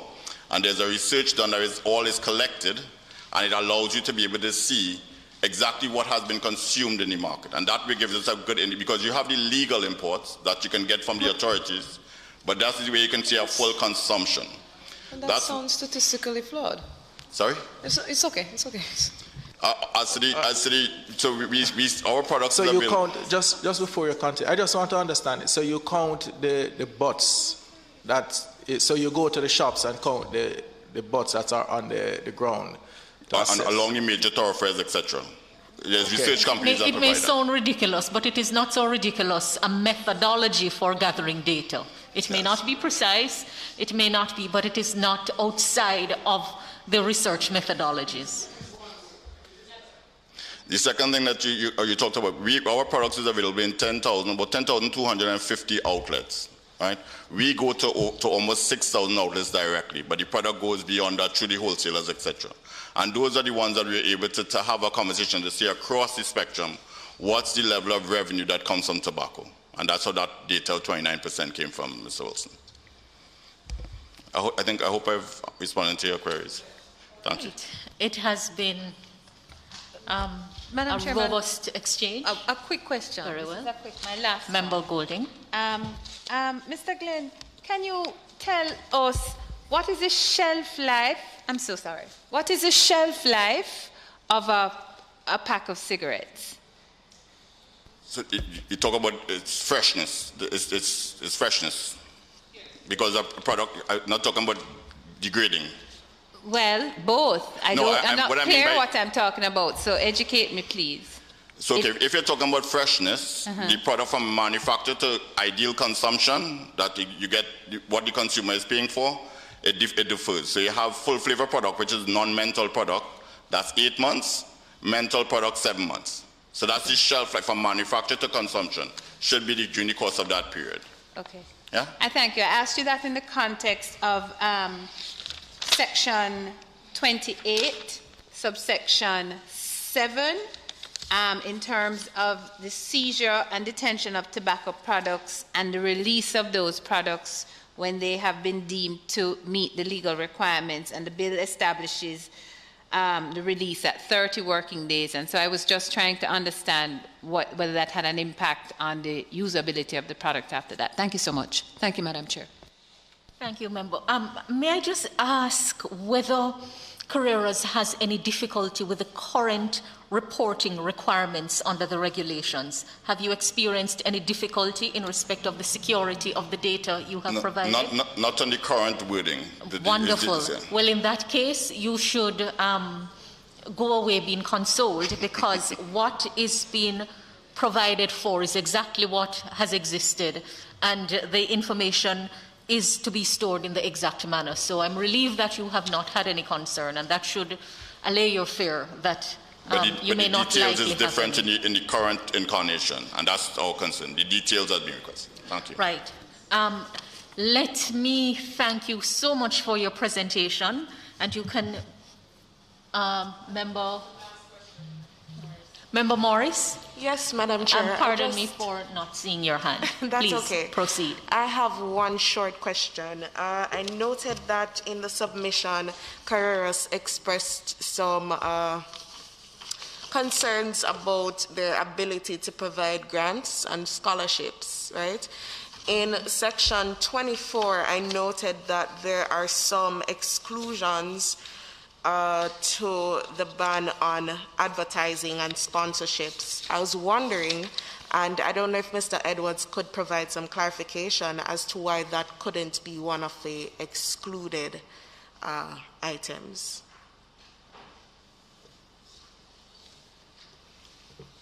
Thank you, Member Morris.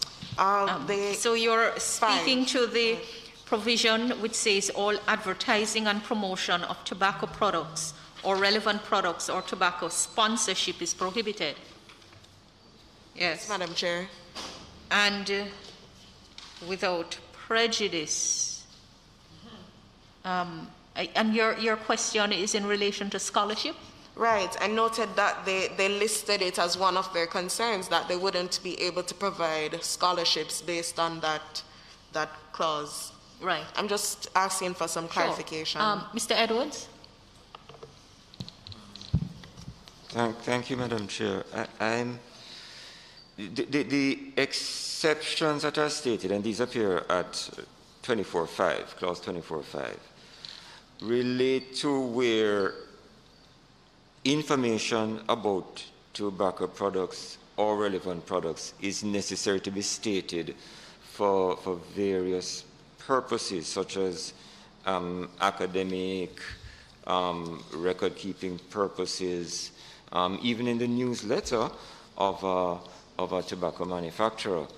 I believe the matter of scholarships would be a bit out of the loop. There a specific in this prohibition context. on the provision of scholarships? Yes. Yes. There is. What, just point me to that clause? No, 25.1, 25.1. No, 24. 24? 24. You'll have to be guided by the fourth schedule as well. Yeah. No, but okay. I think the language, Madam AG, is tobacco So if it is sponsorship. being interpreted as such, then we will have to look at it, but it is not. So the advertisement and promotion of the tobacco product and the relevant product, which is defined as the nicotine and nicotine-related product, is what is prohibited. If you construe that as a prohibition on your scholarship, then I need to clarify whether it is the policy intent to do so, because it is not the general public policy intent to prohibit the use of funds for good purpose, even while you are encouraging or discouraging use of the product. And I think this is, I can appreciate the concern of Carreras that to the extent that the trade is not illicit, though it is being restricted significantly, then some distinctions need to be made. Member Longmore? Yes. Just maybe a little bit of clarification here. There's significant concern regarding the impact on the youth and the association of that product with that type of sponsorship and type of involvement. So I know particularly when we get to our submission, we found that to be very favorable because of the effort to protect the young mind from that significant association where sporting events, where career building, pun on the Carreras, career building endeavors, educational opportunities are strongly associated with something that can be subsequently very unhealthy. All right. So if I could just... I think it is also based on international regulations. Yes. All right. You may respond, Ms. So it's listed in the fourth schedule, and it speaks to corporate social responsibility activities. So that is under which we are saying that the scholarships will be prohibited. We understand the association as it relates to sporting events and that kind of thing. But yes, it is explicitly is explicitly outlined, and that's what we have taken to say that is the prohibition. But if there is an opportunity for it to be excluded, that is something that we would be open to. We will look at, I think the dilemma comes from the fact that when you sponsor something, you sponsor with a view to getting a return. And perhaps it's a loyalty, perhaps it's, let me give you an analogy. People will support political parties outside of the diehard partisan because they associate with the policies that you are promoting, and they expect that outside of, right.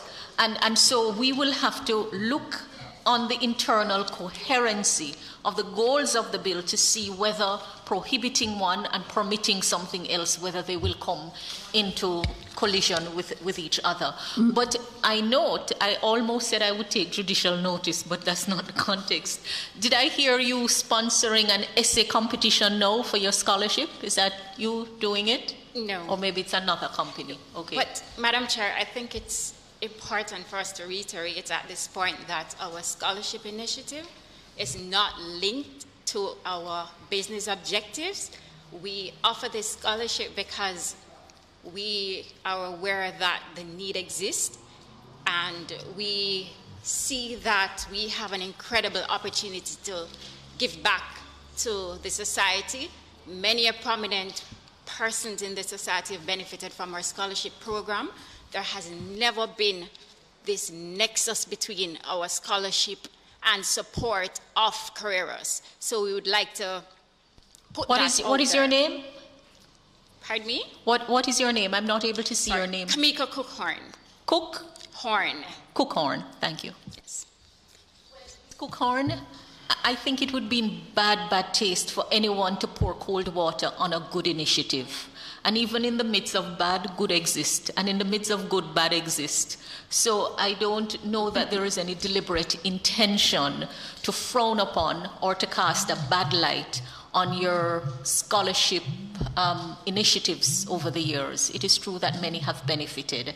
I think we're just at a place where we're coming to terms with what promotion and use of this product do in the context of public health. So Madam be assured, it's not about pouring cold water and the good that you're seeking to do in a changing environment in respect of your industry. Madam AG, if I might, Senator Morris raised the issue in relation to Section 24(1), but I really think the problem... Holding, before a law becomes a law, the provisions are referred to as clauses. I'm well aware, Madam AG. Thank you for the correction. Not sections. They become May I sections continue, after please? they pass law. As I was saying, tobacco sponsorship, under the definition section, page 7 of the bill, if you want to find it quickly, speaks to any form of contribution to any event, activity, organization, or individual that has the aim, effect, or likely effect of promoting directly or indirectly, and I'm going to repeat the words, organization or individual. So, Mr. Edwards, I think that would be the problem area that we need to look at, because then it wouldn't necessarily require... Which clause is it? It's the definition section, which would be... Clause 2. Clause 2? 2? Usually 2. Clause 2.1. Clause 2, yes. Okay? So I think the committee should probably take a look at it under there, because I agree with you that it's not far-fetched to give the interpretation of it being... of it covering scholarships when you talk about individual, and then at paragraph C, promoting directly or indirectly a manufacturer or seller of a tobacco product. Certainly in my legislative brain, that's where I would link it. Thank you so much. Thank you, Member. And Madam Chair. Yes, Member Guy. Point. The fourth schedule at M. Okay. Right, also needs some working on in concurrence with what was just discussed here just now. Very well. Mr. Edwards? And Madam Chair, following on from Senator Golding Campbell's intervention, the definition of advertising and promotion at the beginning of the bill would also have to be read in conjunction with what she so usefully pointed out in relation to tobacco sponsorship. Because that goes into explaining what the concept of promoting is. And I should say, Madam Chair, members and visitors who are here with us today from Carreras, that the language is deliberately broad. If you see a particular term in relation to advertising and sponsorship, it is really illustrative.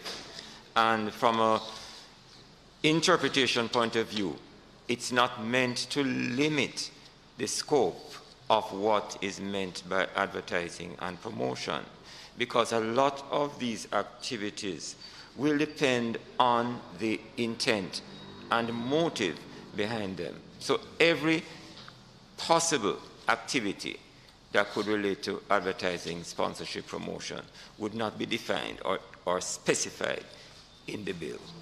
So I just wanted to point that out. And the fourth schedule, clause 2410, indicates that what is stated there is for illustrative purposes, and that language is very carefully placed there.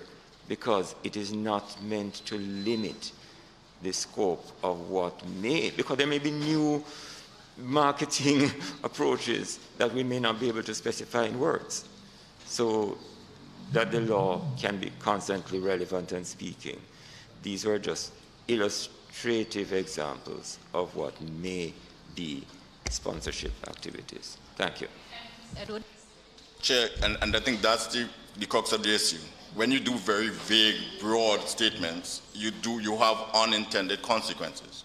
Because as the new chair has said, scholarships throwing good water on whatever else you consider, it was not an intention, I believe, of the bill. Very well, Mr. Glynn. I think we have certainly benefited from this exchange. It's not mere formality. We do consider the submissions that are made. And so your presentation will cause the committee to reflect on some of the definitions, and in particular parts 2 and 3 of the bill. Parts 2 and 3 of the bill. So unless, are you seeking to intervene? Madam Chair, Ms. Cookhorn? Yes. Very well. Madam Chair, I just wanted to point out and seek some clarification on clause 19, subsection 1, with respect to public place, the sale of tobacco products in public places. Clause 19.1. Yes. No person shall sell or offer for sale a tobacco product or relevant product in any of the following places and within such distance as may be prescribed in relation to such places. Madam Chair? Yes. I'm willing to assist. Yes. This is something that had come up before, I think, in the committee, in discussion outside, and today again, in relation to public place. And I can indicate that the intent was not as broad as how it is now placed in the text of the bill. So this is something that is going to be actively addressed by the technical team. Thank you, Madam Chair. Thank you, Mr. Edwards. Thank you. That's what I thought, but thank you for putting it. All right, so let me thank everyone for participating and contributing to the discussion. Before we take the motion for adjournment, I should like to put on record that the committee has received additional submissions from 66 persons who are operators of establishments. They have sent letters expressing concerns about the bill. Well, there are 66 operators who are named, and their establishments. And I suspect these are places where the product is sold. So we will, at an appropriate time, when the chair is back, we will look at these. But Madam... Yes, Mr. Edwards? Madam Chair, I could assist by advising that I understand that these, although it's a large number, the content, as you would appreciate, similar is very issue. Similar. It's a similar issue, yeah. Very well. But you know how they say what goes with numbers. Very well. The remaining matter, and this properly was under any other business. So the remaining matter is the date and time of the next meeting. We are proposing July 27 at noon, having regard to at noon. But as you know, the process that you will be contacted again for confirmation. It's just a proposed date. All right, so let me thank you all for your contribution. Will someone move for the adjournment of the meeting? Thank you, Member Daly. Seconded, Member Wilson. Thank you so much. The committee is adjourned.